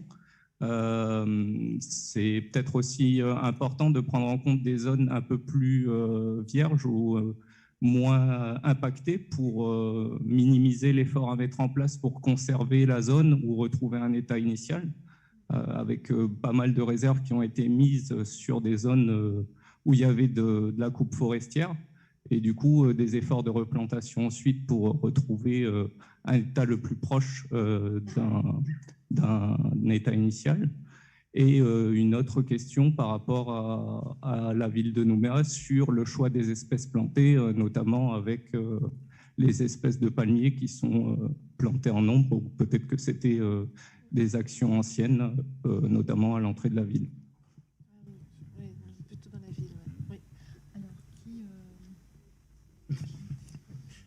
allez-y. Allez, on commence par nous. Allez, on commence par Julie. Très rapidement, peut-être sur la dernière partie de la question, donc sur les palmiers qui ont été plantés à l'entrée de la ville. La ville de Nouméa a une pépinière municipale qui est une unité de production qui produit une part des sujets qui sont plantés ensuite en bordure de voie publique. Donc, il se trouve qu'historiquement, il y avait effectivement un stock important de ces palmiers à la pépinière. Et donc, l'aménagement des contre-allées du néobus, etc., a été l'occasion d'utiliser ces arbres qui étaient plus qu'à maturité. Et voilà. Donc après, effectivement, c'est pas forcément des palmiers endémiques, etc., mais on fait aussi avec un ensemble de contraintes. Et voilà. Bon, cela dit, ma réponse n'est pas complète parce que je ne suis pas spécialement en charge de ces aspects-là. Et si vous souhaitez un complément de réponse, on pourra vous l'apporter aussi par mail et par ailleurs. Très bien. C'était sur les réserves. Oui. Qui souhaite répondre à la première question de ce monsieur sur les réserves? Bruno? Je veux bien compléter un petit peu, Malik, sur le propos que je tenais tout à l'heure, sur le fait qu'on mette en place des réserves par rapport aux pressions. Moi, je disais simplement que le fait de mettre des réserves sur certaines zones où il peut y avoir des pressions anthropiques, alors pour ne pas les citer, les activités minières, les activités d'urbanisme et autres, ça permettait de protéger ces zones de biodiversité, de richesse en biodiversité. Mais ce n'est pas exclusif, c'est-à-dire qu'évidemment, encore une fois, il faut le voir de manière générale. Il faut à la fois avoir des réserves qui sont là pour éviter justement ces fortes pressions, mais on peut très bien le faire aussi sur des zones qui n'ont pas de pression et qui demandent moins de gestion et qui peuvent être des réserves, bien entendu. Alors, il ne faut pas le voir de manière assez unilatérale. Là, on a parlé des zones tabous, on parle des réserves conventionnelles qui sont régies par des textes. Il faut vraiment le voir, le disait Hubert, hein, de manière assez diversifiée pour pouvoir justement avoir le maximum de zones et de connexions entre les espaces en Nouvelle-Calédonie. Oui, Philippe. Juste un petit point, c'est juste pour dire aussi qu'une des choses qui est vraiment importante, c'est de s'inscrire dans la durée. Parce qu'en réalité, la réserve, elle n'aura d'une raison effective qu'au bout de plusieurs dizaines d'années. Et donc, il ne faut pas être en mesure de... Il faut s'assurer que rien ne pourrait contredire ou contrebalancer la mise en réserve. Quand on voit, par exemple, la forêt nord, il y a quelques années de ça, où on a à la fois dans le sud, hein, donc à côté de la mine de Vallée, où à la fois on a agrandi, on a fait une extension de la réserve sur la partie est, sur une zone complètement nue, il n'y a plus de forêt, enfin je ne veux pas dire mais en contrepartie d'une partie sur la partie ouest, où on a dégagé une partie de forêt endémique pour faire passer un tuyau. Donc globalement, le résultat montre qu'aujourd'hui la forêt nord a grandi, la réserve a grandi, mais la partie à conserver de la forêt, la vraie forêt, a diminué. Donc il faut faire attention de cette durabilité, et ça c'est vraiment important. Si on voit qu'on parle des kaoris du Mont-Panier, ils ont à peu près entre 1200 et 2000 ans. Donc est-ce qu'on est aujourd'hui capable d'assurer un espace en Nouvelle-Calédonie dans lequel il n'y aura aucune activité pendant 2000 ans? Je ne suis pas complètement convaincu, et quand je traîne en forêt et que je vois des jeunes kaoris, j'ai peu d'espoir pour qu'ils arrivent à leur taille définitivement adultes, voire même qu'ils meurent de leur belle mort. Et donc c'est ça la question, c'est on s'active, mais comment on est en mesure de maintenir ça, sachant par exemple qu'aujourd'hui il y a encore des superpositions de réserves avec des secteurs miniers, donc des concessions minières. On parle du parc de la Rivière Bleue, il y a une part qui est encore sous concession. Et donc toutes ces questions-là, on peut les débattre aujourd'hui, mais qu'est-ce qui se passera dans 10 ans, dans 20 ans, dans 30 ans, quand le cours de nickel sera plus important, quand on aura besoin de faire passer une route? Est-ce qu'à un moment donné, cette nature, cette réserve, aura autant de droits que cette réserve souterraine, par exemple? Est-ce qu'on dira, ben non, il y a beaucoup de nickel à cet endroit-là, mais comme c'est une réserve, on ne pourra jamais la déclasser? C'est ça où il faut se méfier. Ouais. On a vu ça dans le monde. On voit même les patrimoines de l'UNESCO qui sont déclassés, par exemple en Guinée, pour exploiter le fer. Donc c'est ça qui est important aussi, c'est de quelle manière on ne peut jamais revenir en arrière. Alors justement, est-ce qu'on a la bonne réflexion sur la conservation ? On va terminer peut-être là-dessus. Et Valérie, je te laisserai la parole aussi. Si on pensait autrement, finalement, les réserves, au lieu d'avoir un réseau d'aires protégées, est-ce qu'il ne serait pas plus efficace et pertinent de tout protéger et de cibler uniquement les endroits où on sacrifierait la nature pour nos besoins ? Et je crois que de toute façon, la science, elle adhère complètement à cette idée, c'est évident. Mais qu'en pensent les gestionnaires ? Et qu'en pense le public ? Évidemment, c'est une question ouverte pour tout le monde. En tout cas, moi, je vais réagir quand même au pessimisme de Philippe. Moi, non, franchement, je crois quand même qu'on a tous évolué, qu'on a tous fait des très beaux plans de gestion du fond de nos bureaux à une époque et qu'on évolue, qu'on se repose des questions, qu'on est en permanente interrogation, qu'on a bien compris qu'il fallait impliquer les citoyens dans ces réserves et que c'est vraiment... Je crois qu'on a eu un défaut de communication sur ces réserves, un défaut de partage de la connaissance, de la biodiversité, de son intérêt. Et maintenant, je crois que le citoyen a progressé, nous aussi, et que vraiment le moyen de ne pas faire marche arrière, c'est que tout le monde s'approprie, comme M. Houdan, cette nature, cette biodiversité, et la soutienne, et nous aide à la protéger, parce que c'est encore... Les moyens, on les aura avec tous, avec l'implication de chaque citoyen. Et moi, je pense que c'est ça l'avenir et c'est ça la solution. Alors, on n'est pas dans le monde des bisounours, mais je crois vraiment que le citoyen, en 20 ans, il a fait des énormes pas de géant et qui peut nous aider, en tout cas, à protéger cette biodiversité. Il faut compter là-dessus. Il faut aller les chercher.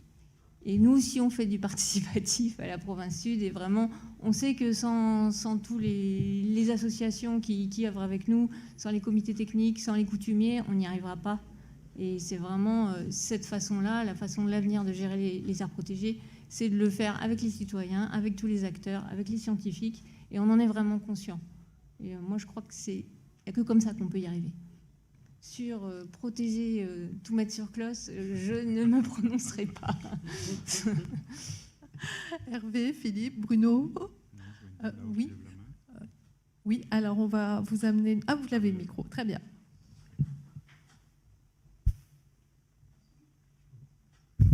Bonsoir, merci pour ce soir et les documentaires, c'était très intéressant.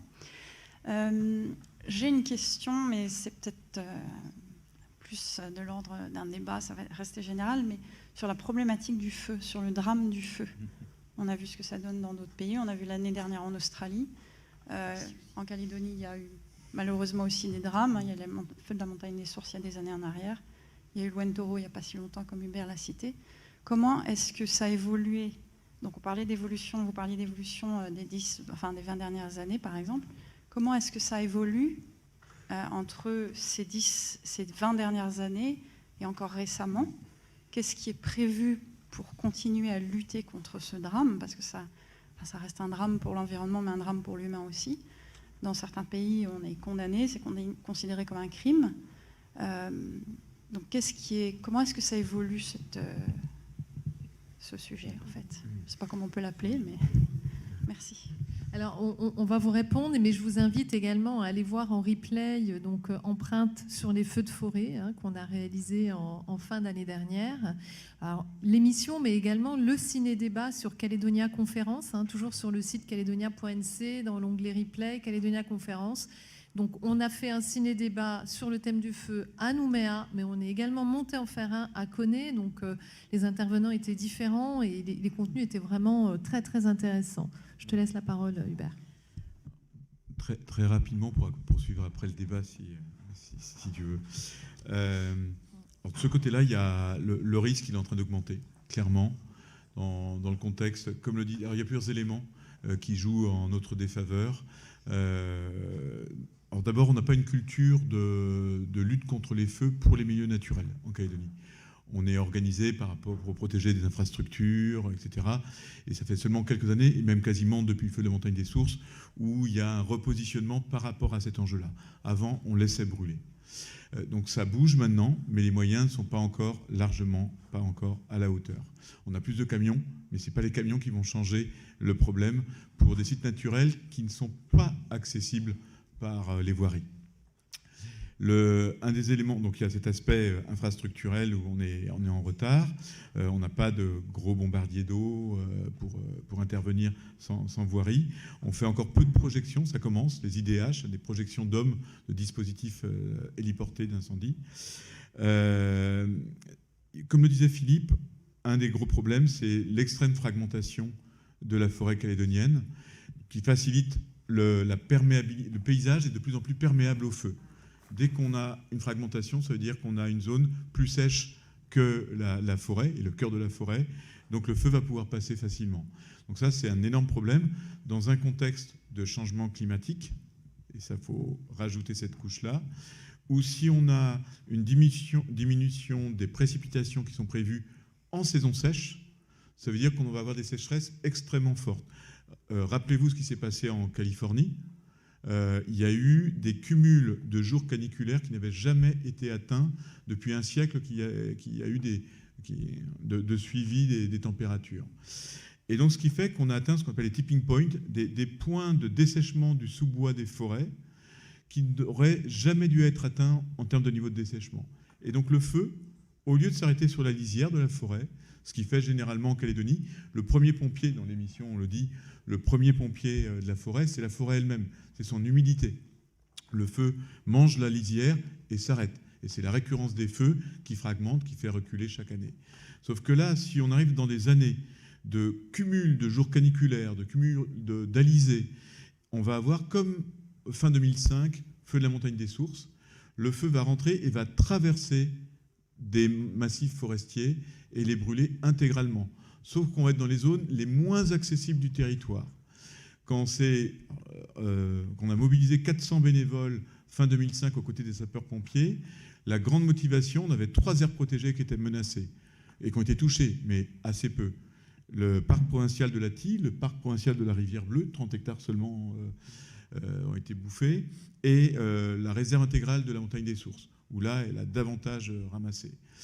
Et c'était la grosse motivation, parce qu'une fois parti dans ces espaces forestiers accidentés, ça serait devenu encore plus difficile. Il fallait l'arrêter majoritairement sur les crêtes de la coulée, quoi. Donc on pourra en discuter après, mais on n'est pas préparé quand on parle de réseau d'aires protégées. C'est pour ça qu'il est important de le penser, pas seulement ce qu'il y a à l'intérieur de l'aire protégée, mais dans quel cadre, dans quel paysage je m'inscris.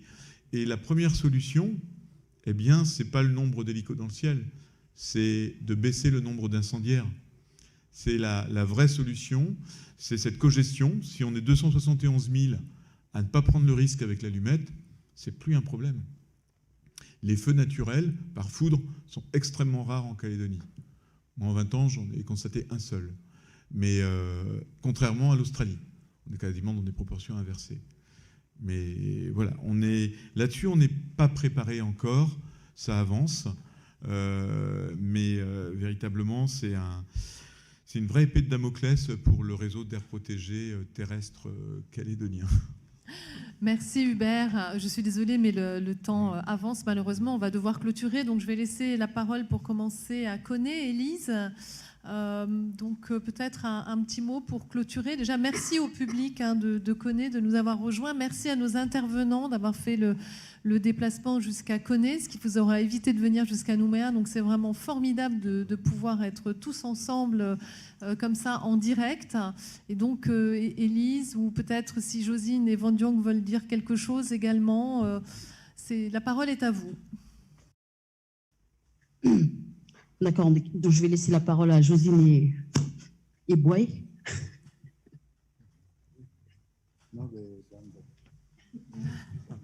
Donc, merci pour ce temps d'échange et de partage. Merci de nous faire découvrir ce travail qu'on fait, découvrir aux gens le travail qu'on fait sur le Mont Panier. Et je l'ai pas eu le temps de le dire tout à l'heure, mais il y a l'aspect culturel sur les espaces qu'il y a à prendre en compte. Et comme disaient Hubert et Philippe, il y a un cadre qui doit être fait pour intégrer ces zones-là, ces zones tabous qui ont des valeurs culturelles pour les gens dans les réglementations, dans les statuts de conservation et de protection pour les aires protégées. Donc merci pour ce moment et puis au plaisir d'échanger avec vous à nouveau. Et voilà, merci beaucoup. Merci Josine.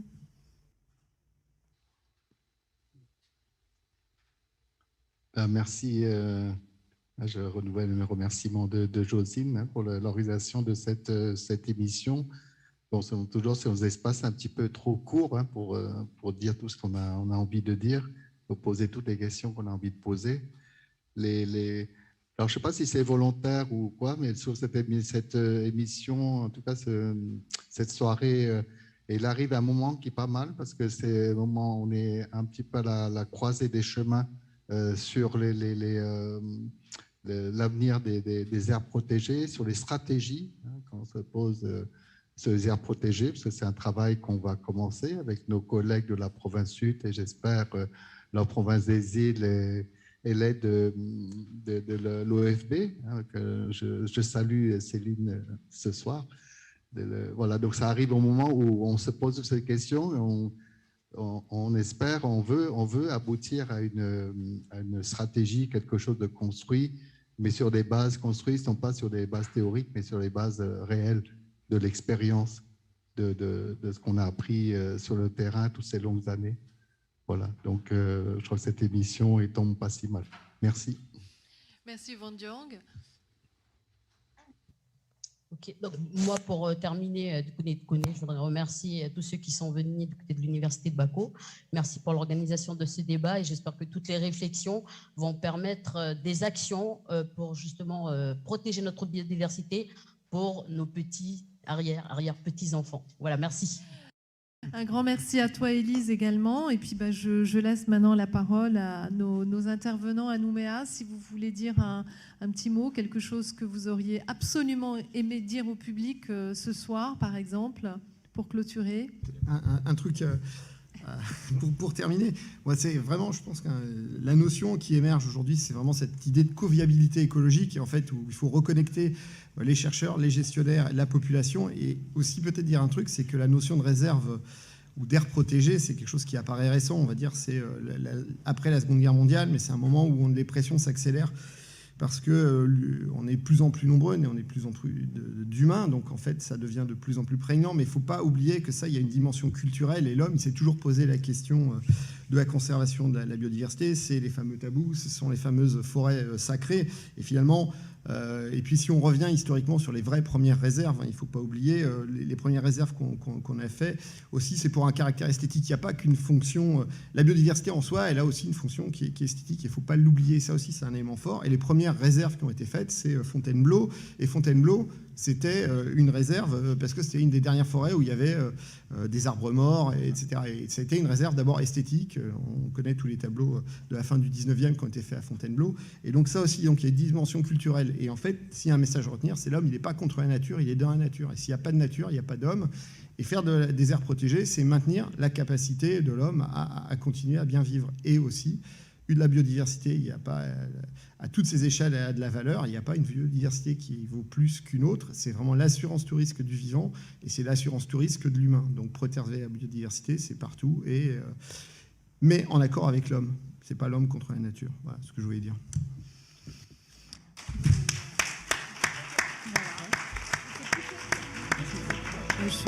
Je crois que tout est dit.